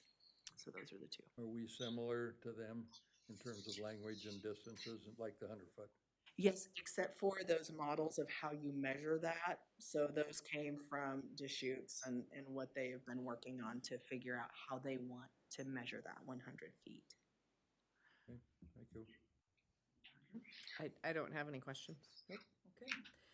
One question that came to my mind when you were talking about, excuse me, prohibiting subdividing the ADU from the primary residence, that makes sense. But what if this is for 2 to 10 acre parcels? What if the property itself is subdivided? Are there is there any language in there about, say, at some point a 10 acre parcel is subdivided into 2 acre parcels? So the primary residence stays attached to the ADU, then could subsequent lots be developed for houses with ADUs? Yes, so the short answer is yes, because the property is big enough to be divided in a manner to where the parcel that would retain the primary dwelling and the ADU can still meet the 2 acres. So that's what I would be looking for. Okay. Yeah, what this language in here talks about is if something else would occur that would separate them or create then the parcel to where it does not meet that 2 acre minimum anymore with the primary dwelling and the ADU. Okay, thank you. Do you have any other questions on this? Not I yet. do not, thank you. All right. Okay, all right, let's get to the other piece. So the recreational vehicle proposal. Okay, so, couple of things. So just walking you through the changes, I'm gonna go back to the front, the first page of the section. And so letter K is the language where it lists the RV as a use permitted outright. And a lot of work with council and with my colleague in Deschutes County and their staff to talk about just implementing the use. Because when you think about adding new uses to a zone, you are now creating new property rights. You're creating new vested rights. And part of the reason for the RV option, which is in Senate Bill 1013, is because there's an acknowledgement that we need housing desperately across the state. And this bill was largely modeled following the siting of RVs after the wildfires, right? People needed rapid shelter. And so that's where this stemmed from. And then it was acknowledged, should we give counties an opportunity to apply this anywhere, just given the housing crisis and the lack of housing options statewide. If it's something that is felt would be allowed in perpetuity in the rural residential zone as an option, then there isn't a concern about later on having to go through a Measure 56 notice and potentially property takings concerns to remove the use. Like, let's say the county decided we've had this as an option because we needed it. We needed rapid housing for people. We needed alternative housing measures.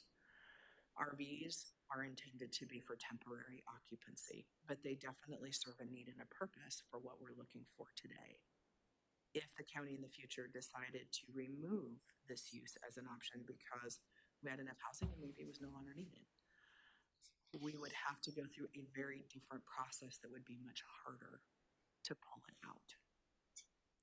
So just want to start with that.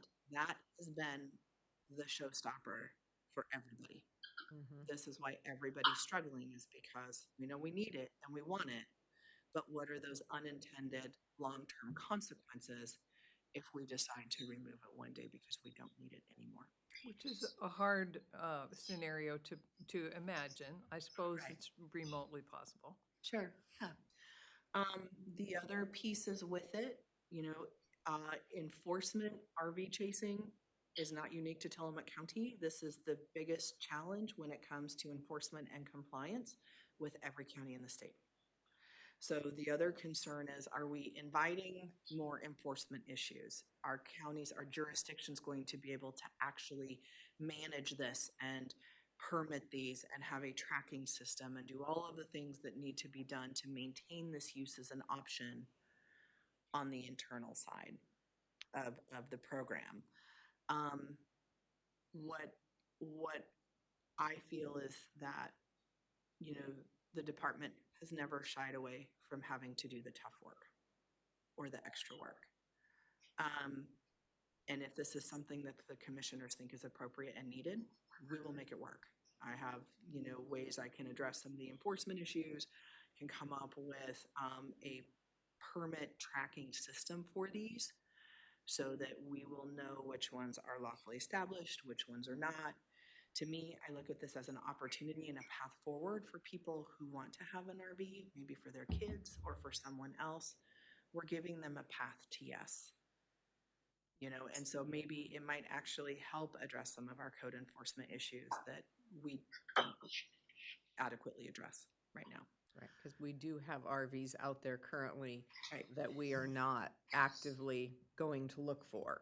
That's right. If someone calls and complains, that's where we end up with our code enforcement activities. And I've had a number of people reach out to me and say, why can this RV be here, right? And it's a mess, and et cetera, et cetera. So there is a piece of this that provides, to your point, a get to yes. And it also provides some rules around what that has to look like related to items stored outside, et cetera. Right. Right. So hopefully it would provide a framework, but it is definitely a potential challenge for us in compliance. We have that challenge now with compliance, and it would grow because people would feel like, oh, well, it's allowed, and they probably will just park one without going through all of the zoning stuff. So I would see an initial potentially larger problem that would probably over time taper off, right? But in That's that my hope. initial, I heard I can do this, and just plug one down and, have people in it, so. Right, exactly.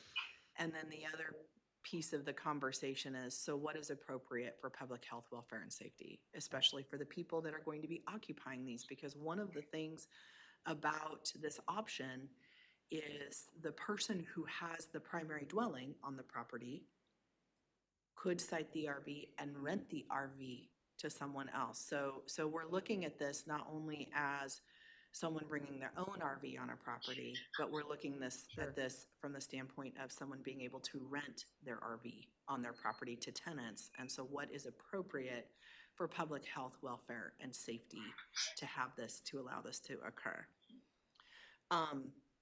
So with that, on letter K, what I did put in there was for a consecutive period not to exceed 24 months.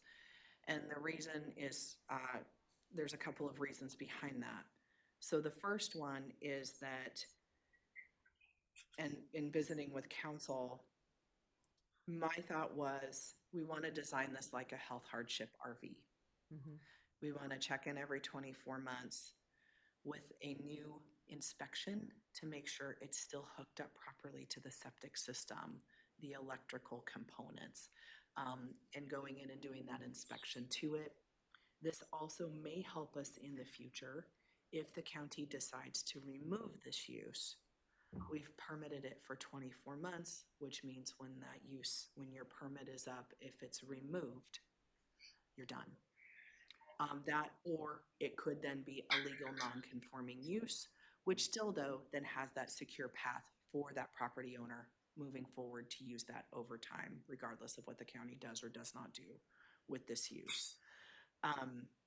A health hardship RV, you do need to reapply every 24 months. And so we would use the same system to track these as we do those. It's not an expensive permitting process.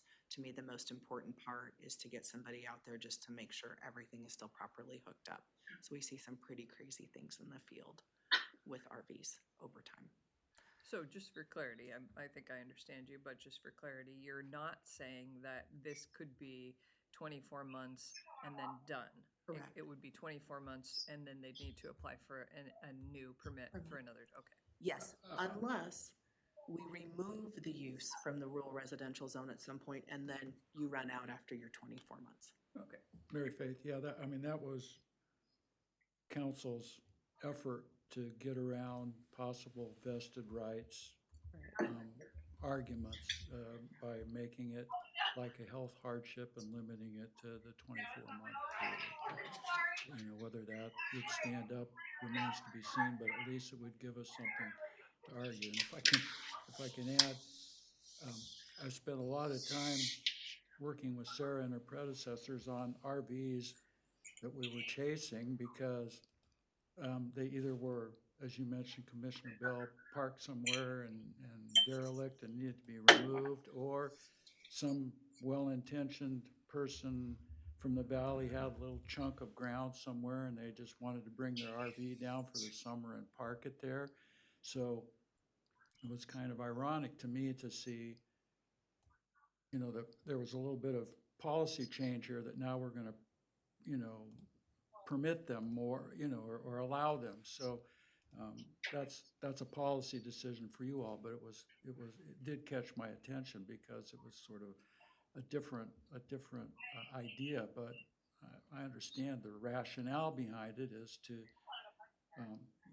make more affordable housing for folks and allowing them this option. So anyway, and we had the excellent ancillary advice of Dan Cairns on that too. He weighed in and helped us on trying to come up with a way to get around the vested rights Terrific. argument. Sure. Thank you. You're welcome. Yeah, I appreciate what Commissioner Scar said about people are living in their RVs all over the place now because they can't find housing.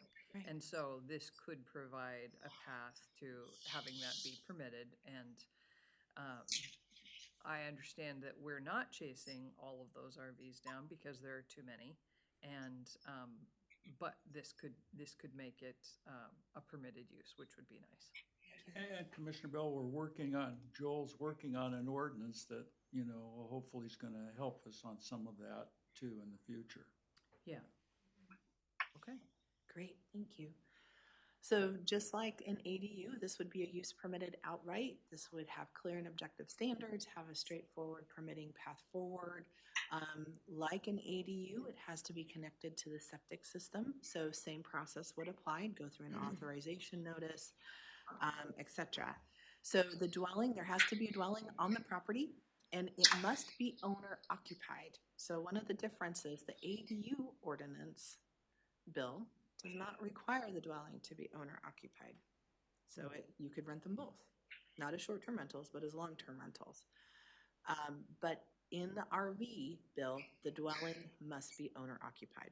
That's on the property, The primary dwelling. the primary dwelling. Okay. That's right. So And- people couldn't put in an RV, move into it themselves, rent out their house. That is right. Okay. But they could with the ADU. They could with the ADU. Okay. Yep. The RV must be owned or leased by the tenant. There is language in the bill that gives the county an opportunity to monitor rents of the RVs and do all of that. I would recommend that not be something that we do. I think just managing this program as we've designed it, we can do our best to meet. We would probably have to hire staff and have a whole different set of rules and programs to do rent control reviews. With that, the property owner must provide essential services to the RV, which are defined as sewer, or in this case, septic, water supply, electrical, and some sort of a drainage system. So that could be for stormwater. So with the electrical supply, one of the things that we see is we see a lot of RVs, you see extension cords that plug into a garage, right? So we want to make sure sometimes the garages are wired for that additional service, those amps, and sometimes they're not. So we do want an electrical permit because we want to make sure whether it's to revise, to upgrade the amps in the garage, or if they want to put a separate electrical pedestal on the property for the RV. Also, we are asking for some sort of a pad to put the RV on. That could be gravel, it could be concrete, but we want to make sure that it's not sitting out in the mud, which can cause other issues. And it's funny, again, working with my colleagues in Deschutes County, we're walking through what we feel are appropriate standards to propose to our Board of County Commissioners. Our issues are flooding and high winds. Theirs are snow loads. So we're recommending that the RV be anchored or tied down in some way so that it doesn't move or tip over or blow over. They're looking at ramadas or something to put over it so it doesn't collapse due to heavy snow loads. So that is all reflected in the ordinance language. And again, the bill requires the RV cannot be used for transient lodging purposes. So to Commissioner Olson's question, what did the Planning Commission talk about? And we had a very long conversation, probably a 2-hour conversation about the definition of a recreational vehicle, because we have the opportunity to define what that is. And standard language is what you think about an RV that's drivable, right? but there's fifth wheels and different things. And to Commissioner Scar's point, we were talking about this during one of my check-ins. There are other types of RVs that are not self-drivable. Other conversations, things like we have Sprinter vans or remodeled school buses that have been refurbished. And the Planning Commission really wanted to make sure that there were options for people. What was the most important elements of that RV as defined that we needed for public health, welfare, and safety? So after quite a bit of conversation and then thinking about it myself, if you look on page 7 of the language in the ordinance, came up with a definition that they fully supported, and it means a self-contained vehicle with or without motive power that is designed for human occupancy and to be used temporarily for recreational, seasonal, or emergency purposes, and is further defined by rule by the Director of Transportation. So what's important about this definition is it had the with or without motive power, so that could include a fifth wheel, something that someone would bring to the site. Self-contained means that it has sewage facilities in the RV. And then what we couldn't get away from was the temporary piece, because that is part of building code. The Building Codes Division has remained silent as this process has moved forward. There's a lot of case law about using RVs as permanent residences. We actually had a LUBA case here in Tillamook County in 2014, 2015. Yeah, but we're just not going to talk about all that stuff. We're just moving forward with what we have today. What I did add, though, was that a recreational vehicle does not include a camper or a tent trailer. And the reason why is because that goes back to our weather elements and safety. The rain, the wind, etc. A camper or a tent trailer are not conducive as long-term options, in our opinion, in the department. So a camper that fits in the back of a pickup, that's not. Correct. Okay. We would say that does not meet the definition of an RV, and neither does a tent trailer. So if you support that, we would leave that in to limit it to a lot of other things, but not those. So the other thing that's interesting about the RV bill is it doesn't have a minimum property size requirement. So the ADU bill says property must be 2 acres in size. Senate Bill 1013 was completely silent on how big a property needed to be. So then that was the other part of the conversation that we had is, well, what's appropriate? What should it be? Should it be any property? Should we have some sort of a size? And so what you see in the language is 20,000 square feet as a minimum property size requirement, which is roughly half an acre. We also contemplated 1 acre. At 20,000 square feet, again, asking our GIS contractor to help me, what does that look like? How many properties in Tillamook County, without thinking about topography, access, roads, what's improved, what's not improved, just the basic, how many properties zoned rural residential are 20,000 square feet or bigger? And it was roughly 6,000 properties. The reason for 20,000 square feet, or if the board felt an acre would be more appropriate, or another size, or no size, is because we talked about mitigation measures for adjacent properties, right? So when you start adding more people, you start adding density to a property, you start adding more vehicles and more things. Should there be a minimum property size requirement to ensure all of those needs and those uses can be contained on site and not trickle over or expand in a way that could create livability issues for neighbors? We talked about, should we require a vegetative buffer? Should we require screening? And at the end of the day, keeping the goal in mind of we're trying to limit or remove barriers, not add them, the most efficient way we found to address community livability concerns would be to require the property be at least 20,000 square feet in size. So that is why that number is there. But that was another very long conversation about what should it be and what could it be. So with that, if you look, I'm just gonna go to the language here too, in the document. It must have an operable toilet and a sink. there was a conversation about, should it have to have those things? Could they put a porta potty outside, or could there be a restroom somewhere else? And it was felt that, again, for sanitation, public health, safety, that the RV should have an operable toilet and a sink.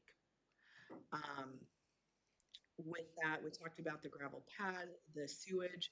There's a requirement. Again, there were no setbacks. There was no, like the ADU bill, it talks about the ADU can't be more than 100 feet from the dwelling on the property. Again, all of this was silent in the bill for the recreational vehicles. What we put was that the RV needs to be sited at least 10 feet from the home. And that is typical of building codes because RVs are resources, right? So if something happens and the RV catches on fire, we don't want it so close to the dwelling that it catches the dwelling on fire. And you need that separation for fire apparatus, right? So that's where that 10 feet came in. For the ADU and the RV, must comply with all other just standard setbacks of the rural residential zone. And then the other thing that we talked about quite a bit was, if it's an RV, there's no garage. People have stuff. They have things, they have bikes, they have other things. So we put in a requirement of a storage building of at least 64 square feet. It could be a tough shed from Home Depot. It's something that somebody could build, but there is a storage space that is there reserved for the folks that are staying in the RV.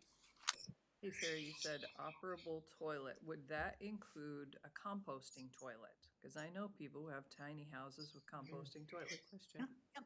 And that's all part of, so we work with proposed development that have composting toilets all the time. Okay. Either for campgrounds, when we permit campgrounds, or for homes, especially as more green solutions start coming online with, that are viable and, state approved materials that they're constructed from. Yeah. Okay, thank you. Absolutely. And then, so one of the other things in here that's important is sometimes people, they want to put the RV inside of a structure. And again, that goes back to largely our weather elements. Well, there is a danger when you put an RV within a closed structure and you're living in the RV. So letter L in here talks about structure is fine, but it has to be entirely open on 2 or more sides. Okay. So that there's a lot of fire and life safety risks with living in an RV that's in an enclosed structure. So that is our way of making sure that if they choose to do that, the RV is protected, which makes sense, but it's got to be open on 2 sides. Okay. Okay. Without looking around, is there any age restriction on, and I don't remember seeing that, I didn't read it all that carefully, but is there an age restriction on an RV?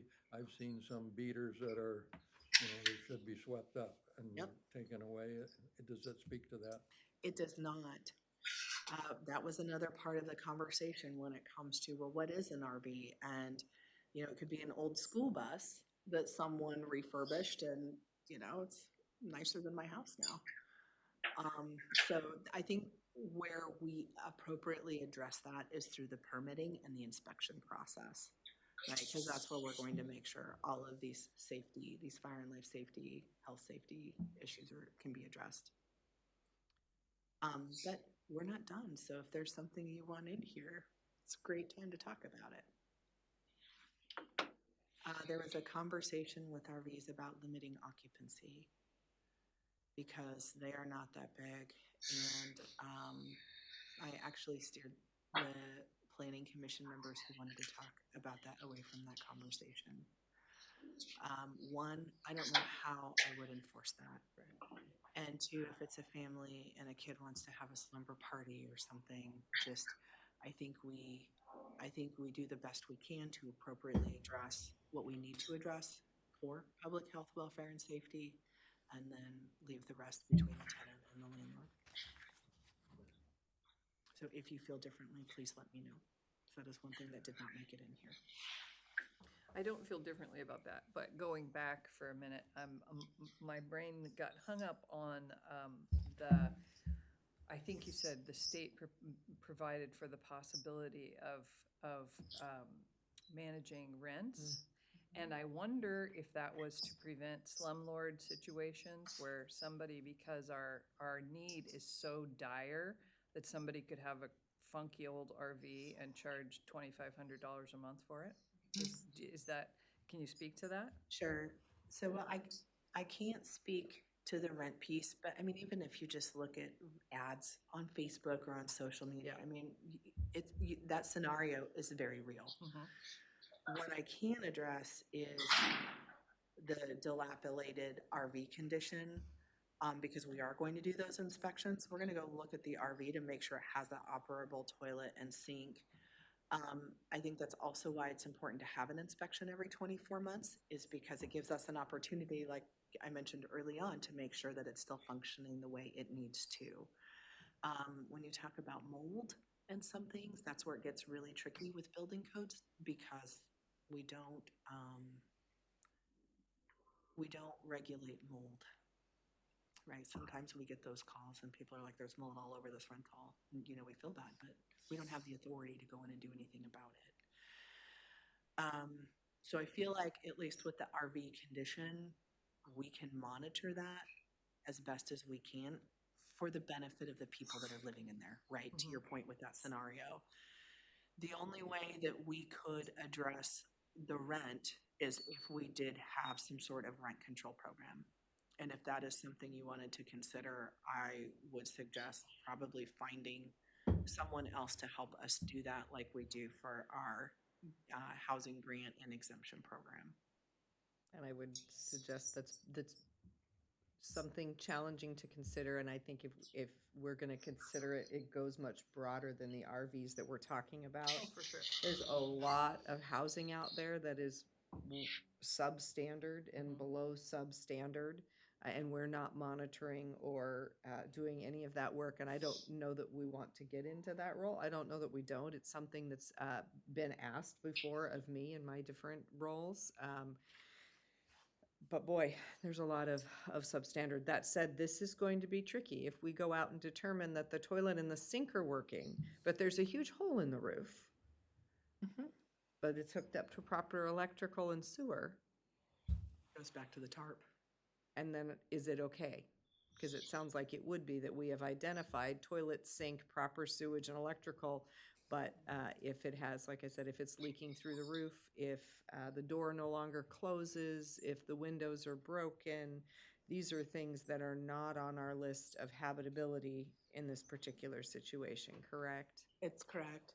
They would also not be in our purview of an ADU, nor our purview of any other house. So it's this kind of broader question that I hate to bring up. But I think that certainly if as we go forward in this with the public, it's a question that may be queued by the public as we do this, particularly if we have some of those RVs that I think, Doug's question was really in reference to previously. If you have a pretty old and not RV not in good condition, I can see the questions being brought by the public to the county of how is it that you allow this to be a rental, particularly from people who are just not pleased to see RVs going in as a housing option because they think it's inappropriate or they don't want to look at it, whichever is the case.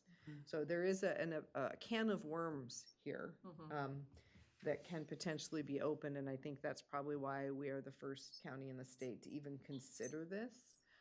Is because there is a potential can of worms to be opened because people, in many cases, don't want to look next door and see an RV. They want to look next door and see a home of similar character to their own. Yeah. And there will always be people who will take advantage of a situation to make a buck. And as I prioritize in my mind, it's clear to me that my priority is to provide for housing opportunities, new housing opportunities in Tillamook County because we're in desperate need. And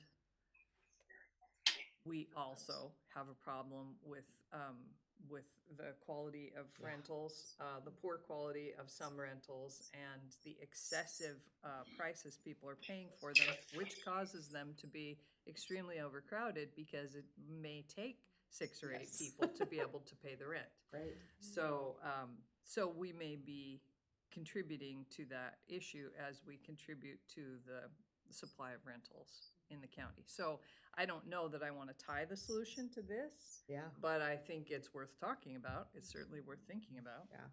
Well, one question I also, maybe I missed it.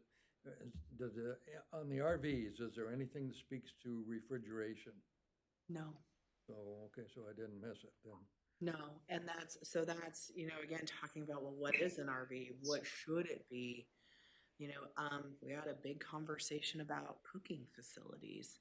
Now, most of the factory, RVs have cooking facilities, or, you know, even refurbished school buses, they have, you know, little hot plates or something in them. Do we want to regulate what type of cooking facility they need to have? Did the planning commission ask about that in particular, cooking and refrigeration and so on? And it was decided that for public health, welfare, and safety, the big boxes to check were sanitation, water, bathroom facilities, a sink, and that there were other creative ways to meet those other needs and have those other elements. So again, maybe I need to reread this more, but was the water supply attached like a hose, a domestic water supply? So So- it was not a tank of fresh water that you refill from time to time, as if you Correct. were really out camping. Right. No, for both the ADU and the RV, you have to have proof of a legal water source. So when the property owner comes in with their zoning and building permits to apply for either one, they have to have verification of water with the fire letter. Their septic permits have to be in order. So those pieces are all there. So if you're on a well, you could still, if it has capacity, that would suffice for this if it were connected properly. Correct. Or if it's within a water district, because our water districts do serve properties Yeah. outside of our communities, we would require an updated water letter. And then part of the inspection, again, is to make sure those utilities are properly hooked up. Bill, did you have something? No, I asked Rachel if she'd ever seen Breaking Bad, and I don't know how many have seen that, but it involves Illicit use of an RV. Okay. just a broken down, old Winnebago that's, just, and so you kind of have that, I envisioned that a little bit when you're having this discussion. So it's just a comedy there. Gotcha. just Playing Going through in your my, head. playing Gotcha. in my brain. Yeah. That's all. Okay. Sorry. That's okay. I could look at language, if you wanted cooking facilities in here, it would go by letter F. And that would be easy to write in if that's something the board would like to see. The other thing is I would probably want to talk to Brian, our building official, about this, but maybe put in language to your point about that it must be well maintained, like it can't be leaking. There's habitability standards that go with inspections for rentals. The HQS is, I think, what it's called. But it's a habitability standard, and you check things like, do the outlets work? Are the windows all intact? There's a list, so when we were doing rental payments at CARE, if it was a long-term rental situation, we had to go do an HQS inspection to confirm, and it would get to the very specifics of what is well-maintained, right? So well-maintained is a pretty difficult thing. Doesn't mean we want to require an HQS, but it might give you some language to think about if we wanted to define well-maintained, Is there a hole in the floor? Right, is there a hole in the floor? Right, is there a hole in the roof? Is there glass in every window? Do the outlets work? So there's just some key things, and again, it's not huge, but at least it provides some standardized checklist of what typically is expected. I mean, and they asked, does the stove work? Does the water work? Does the toilet flush? These are things that you have to check the boxes off of. So in a situation, if you wanted to have a kitchen, I mean, I understand why the planning commission said that was not necessary, because we're trying not to add barriers, and certainly many RVs have, people cook outside. That's what they do with an RV. Right. I don't know that that's a high enough standard for what we're talking about putting in people's neighborhoods. So I think that's one that I'm not done with yet in my own mind around cooking facilities. The scenario that was brought up was just planning commission members also thinking about if they were a neighboring property. And if Mhm. someone's cooking outside every day, whether it's an open fire or a barbecue, first, is that safe? For a lot of reasons, fire risk, public health. But the other thing, as a neighbor, if your neighbors were barbecuing 3 times a day and they're right on the other side of your property line, you may enjoy that for a bit, but then you may decide you're tired of smelling barbecue 3 times a day. Well, I think I agree. Let's look at habitability standards, and maybe, it wouldn't have to be, maybe it could be something simple like a hot plate and a microwave. Exactly. Would Yeah. be enough, really. Right. And that's what we Um, talked about too. Yeah, but I appreciate the thought about a checklist for habitability standards for rentals. Because if this was for my brother who's coming to visit me, we don't, that's a family matter. But if I'm renting it, there should be some standard of livability. And I would say, because we may not know who's renting versus putting it there so a family member can come stay, we could, I could definitely come back with a checklist and then either implement it in the ordinance, in language, or work with Brian to create a policy that says that, when we do this, this is the checklist that goes with the inspection for the Yeah. RV siting, right? So we could put it either or. If I put it in here, there's no flexibility. Right. If I put it as a policy as part of the permitting process to where your permit to site the RV has been approved because you meet all of these things, I still have an enforcement mechanism or a way to take action if it doesn't. But it won't be as strong as in here. That makes sense. Right, and the challenge is I get a permit, I cite the RV, and I tell you it's just gonna be a guest house, but then I turn around and rent it, and you don't know that I've rented it, but it's permitted to be there as a guest house style, meaning no cooking, meaning because I told you it's for my family, just to stay, but now I turn around and rent it, and how do we catch that, and what does that look like? So if we put in a requirement for cooking facilities, it could be a microwave, it could be a hot Correct. plate. And so maybe that's leaving that term broad of some sort of method to cook and prepare food. Yeah. Right? And then, so I could add that in here. 'Cause, I mean, even in other sections of the land use program, a microwave is a cooking facility. It's defined, so, yeah. No, I think I would like to see something along that line, because it does concern me that somebody could get one permitted to site there with no cooking facilities, because they say, to your point, oh, it's just for family to stay in, Right. treating it much more like a guest house, right? But, and then turn around and rent it. And that person is, paying an exorbitant rent for something with no cooking facility. And as far as we know, it's properly cited and everything's as it should be. So it feels like if we're really looking at this as a piece of the solution to our housing crisis, which we are, that cooking becomes important and the habitability becomes important. And I realize, like I said, that opens this weird door that someone's going to ask us about, but we'll cross that bridge when we get there, about habitability of other rentals. And if we're going to monitor this so closely, why aren't we doing anything with that? But again, that's a different bridge. Yeah. Well, and I think with this, it's, it's the constant test of being responsible and responsive for the interest of public health, welfare, and safety without Yep. throwing up additional barriers, right? Right. So we're all Right. walking that Yep. really tight line. Yep.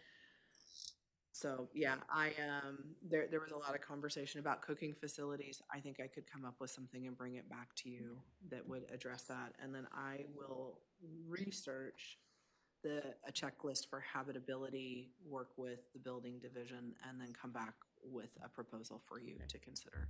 I will try to find that HQS Thank you. and send you a link, because it's a specific, that one's a HUD requirement, but it would give a Okay. basic checklist. So it sounds like we're probably going to continue this hearing, which is great. Yeah. But before we do end today, I should probably walk you through the criteria piece, because that's also an important piece. I think Doug has another Yes. comment. So is this a one-size-fits-all? In other words, can we separate the stick-built homes from the RVs?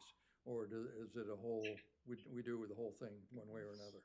So are you referring to, The accessory dwelling units on the size.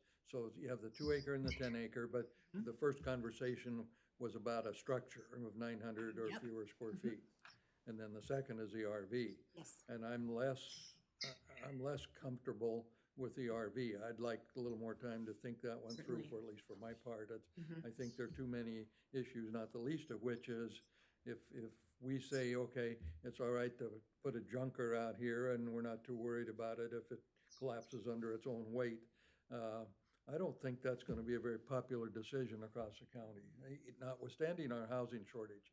So maybe there's a little bit more tweaking and refining that needs to be done. Now, when I first looked at this, I was gonna say, well, I have quite a bit of faith in the planning commission. If there's 6-0 or 6 abstention, and no major, as you said, no major opposition, I'm pretty comfortable with that. But the more we talk, we've all seen something that's, I guess the best word is an eyesore or piece of property that you wonder about. And if these begin to pop up around the county, and I'm saying, maybe a couple of dozen here and there, we got a lot of rural land.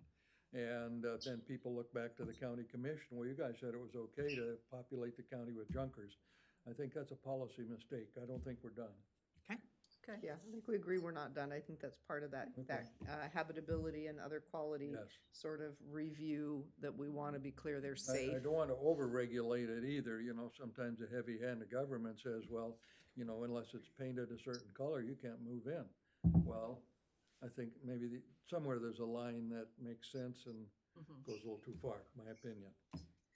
So Sarah, is it reasonable to separate out, because you wisely presented them to us as separate, to separate out the ADU ordinance, assuming I'm not assuming this, but if we're all ready to move forward with the ADU, can we move forward with that and then revisit and then continue to talk about the RV? Sure, so there's a couple of ways that you can do that. So the uses are separate uses, so if you look at the structure of the ordinance, I've got them listed separately, and their standards are also in separate subsections.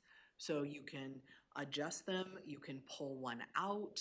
So if we get to a point to where we're just not sure about the RVs, I can take it all out. So they are separated in a manner to where they're all categorized. So that's easy to do. You could move forward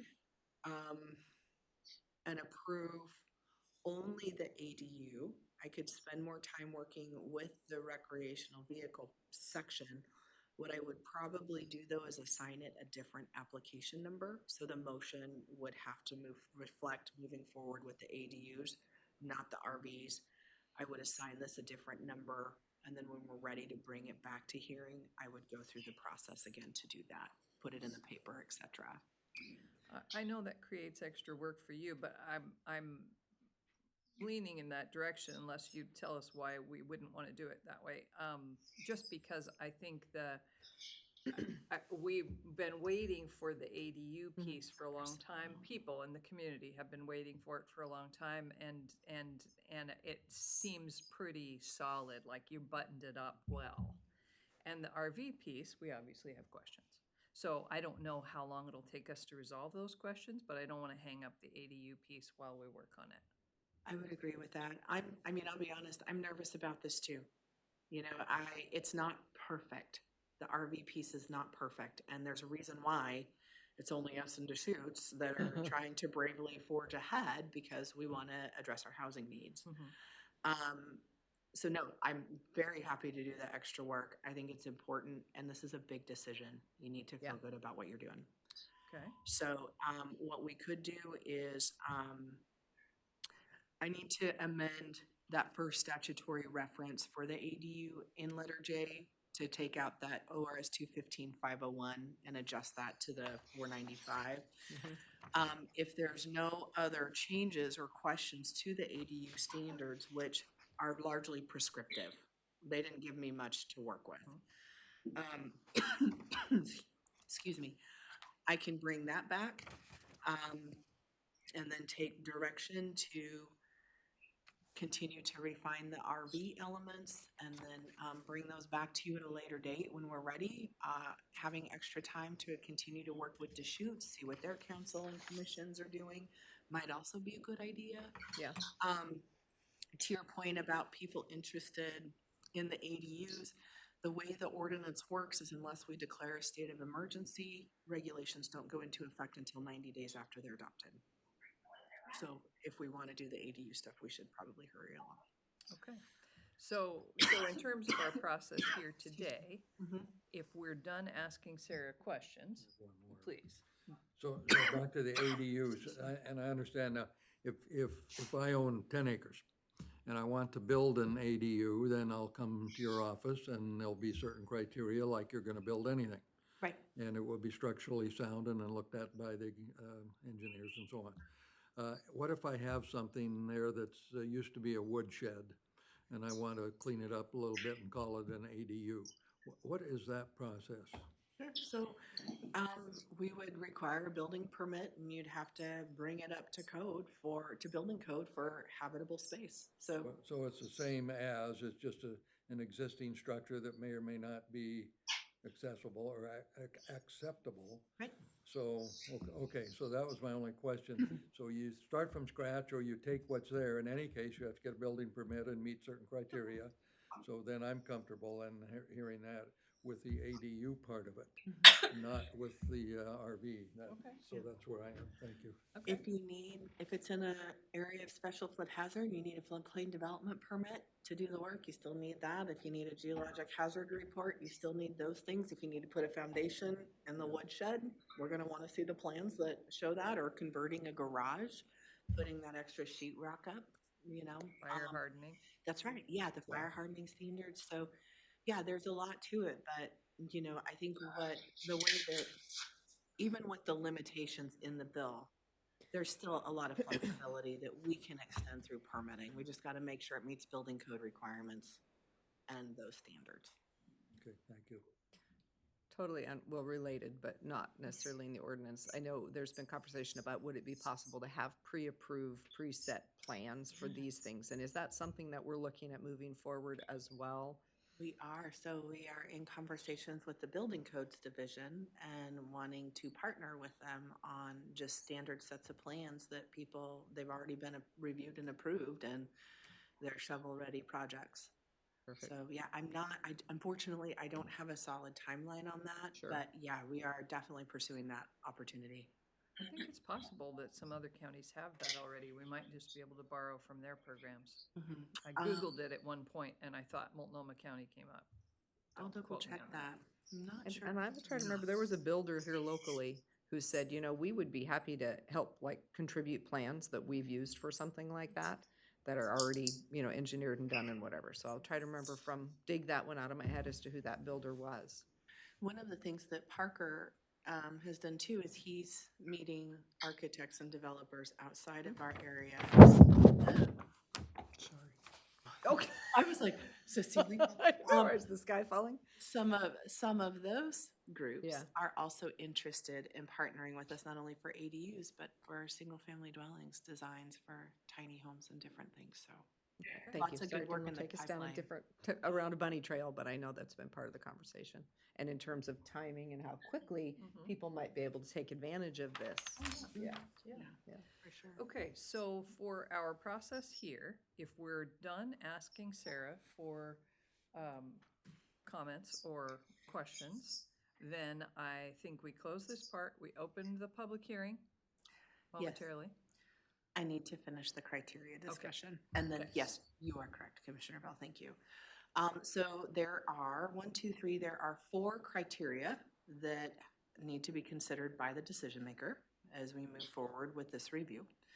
And the first one talks about if this is an amendment to the comp plan, that the amendment must be consistent with the statewide planning goals and relevant Oregon administrative rules. So this is where that trickle down of you have your state law captured, policies of which are in your overarching statewide planning goals, trickles down, counties and cities have to have their own comp plan, which has to be, meet all of those state law requirements. And then those turn into ordinances. So with the ordinance amendments we're doing today, or considering today, what I have determined is that I do not need to do an amendment to our comprehensive plan policies to put these in. And there is a staff report dated March 7th that's in your packet that has the analysis of all of these criteria. But basically, we're addressing the water and sanitation elements by what's required for availability, our risk of hazard mitigation, that's your geohazard reports, your flood, the wildfire risk components. Those are all addressed through our permitting processes. These proposals would be allowed where development is zoned rural, where properties are zoned rural residential, which means those development rights have already been determined. Right, so did not find that there needed to be an amendment to the comp plan. All of our policies are consistent with this work, which then trickles back up the ladder to those statewide planning goals. So then we are not proposing any zone changes. So this is just looking at language for these 2 proposed uses. One of the findings that the board would need to make is that you feel that this is within the best interest of the public and that it either responds to a need or corrects a mistake or inconsistency of something in our ordinance. So in the land use ordinance. So staff findings are that the staff finds that this is within the public interest and that it definitely responds to a need, which is a need for housing. And then the transportation planning rule compliance. So this is largely more of an arterial discussion about our roads, but where this trickles down into our local planning program and zoning ordinance is we're requiring them to have off-street parking. So that's one space that's captured in the ordinance language. And as part of the zoning permit review, if they wanted to add a new road approach or driveway onto a county road or a state highway, they would already have to go through a permitting process to do that. So we are just going to continue in that direction where those needs arise or are proposed. So that's the criteria. Thank you. Any questions about criteria? No. Okay, so we will conclude the staff report at 11:32 a.m. and open the public comment part, the public hearing for testimony. I don't think we have anybody, I'll just ask, do we have anyone online who'd like to make public comment? All right, hearing none, we'll close the public hearing part at 11:32 rather. And now we can move into deliberation. So I would like to propose that we direct Sarah to move forward with the ADU part of this ordinance and answer the questions she had. So for instance, I think you wanted us to affirm your corner-to-corner measurement criteria, which I totally support. What else did you want us to affirm? Thank you, Commissioner Bell. I think for the ADUs, that was all. Because again, was the setback. Oh, yes, the 100-foot Okay. resource 30-foot zone. zone setback and I support that also. Okay, Were those the only questions? I think so.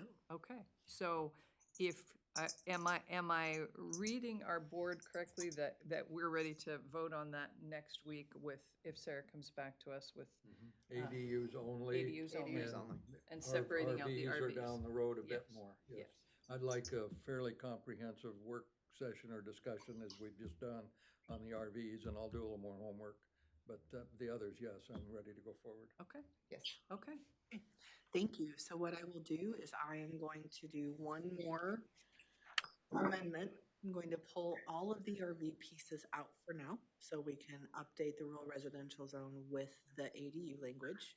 So you're not going to see the RV stuff in your upcoming hearing packet, and then I will just reassign that a number, and we will continue to work on it and bring it back at the right time. Terrific.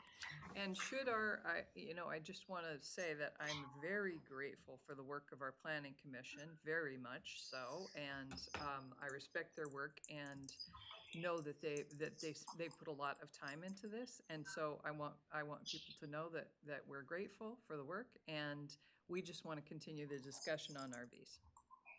I will pass that along. We have a hearing again next Thursday night. Okay. Thank you. All right. And then how shall we, maybe after the May budget hearings, let's schedule a workshop to discuss the RV stuff further? Yeah, I don't want to put it off. I don't want it to drop off the table. I want us to keep working on it. Okay.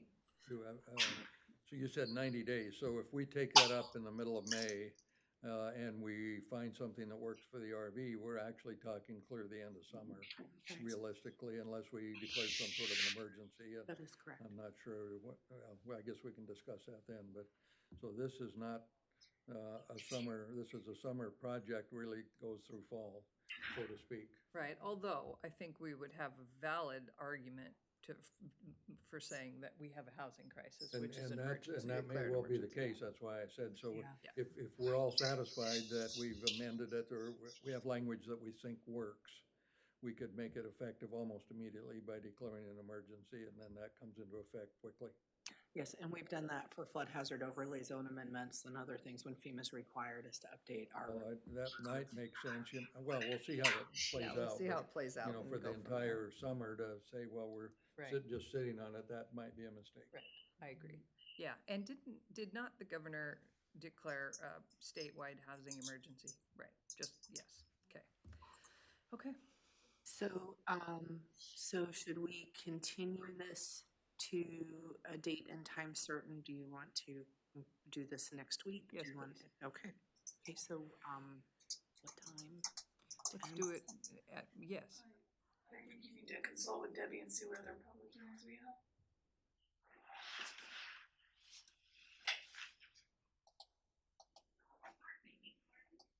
Debbie? Yeah, I'm looking. Okay, I'm sure. Here.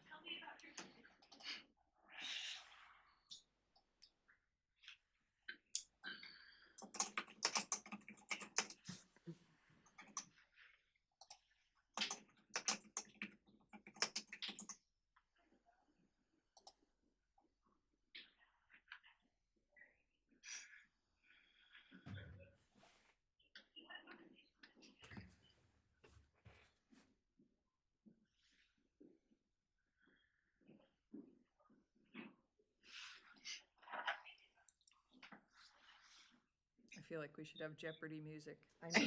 I know. While we wait for that, or can we do board concerns and announcements? Sure.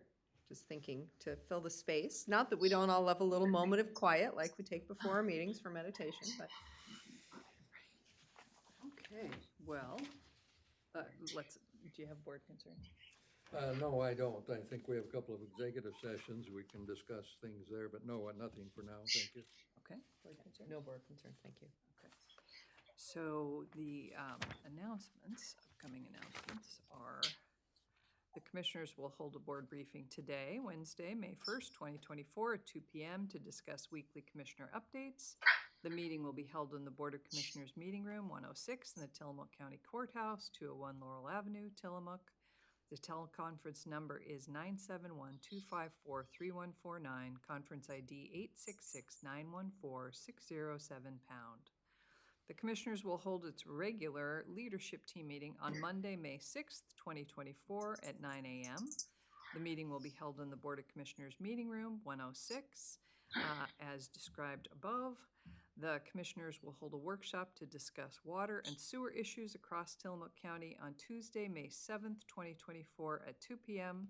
The workshop will be held in the Hatfield Room of the Tillamook County Main Library at 1716 3rd Street in Tillamook.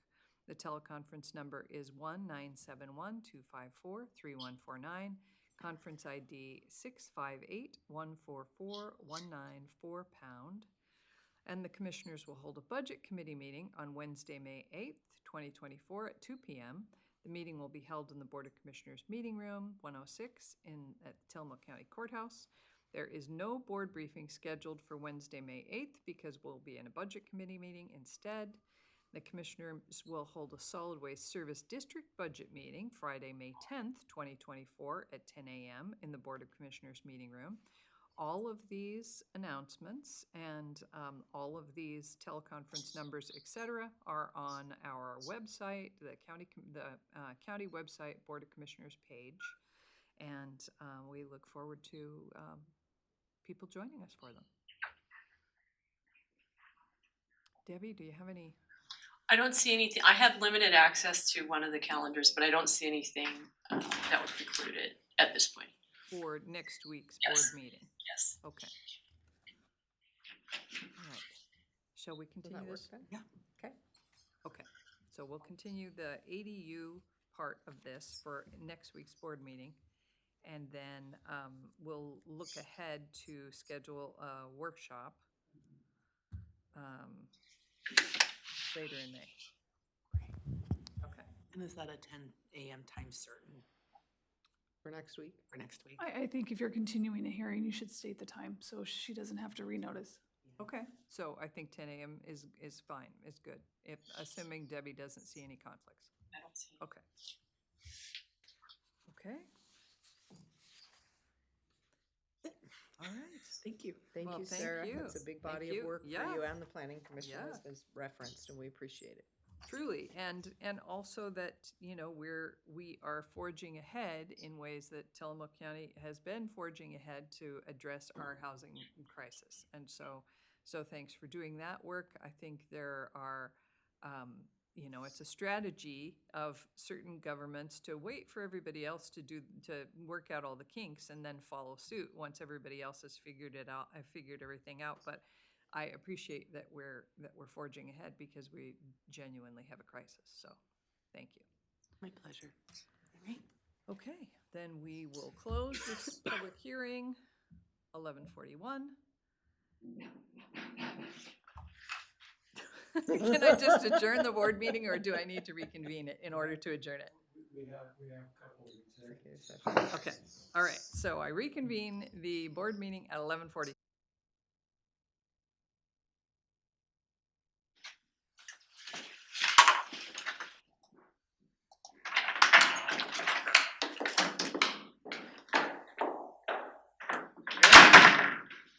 I think we're good. Okay, we are back in the Board of Commissioners meeting at 12:55. We made no decisions in our executive sessions, and we adjourn this board meeting at 12:56 p.m. Thank you.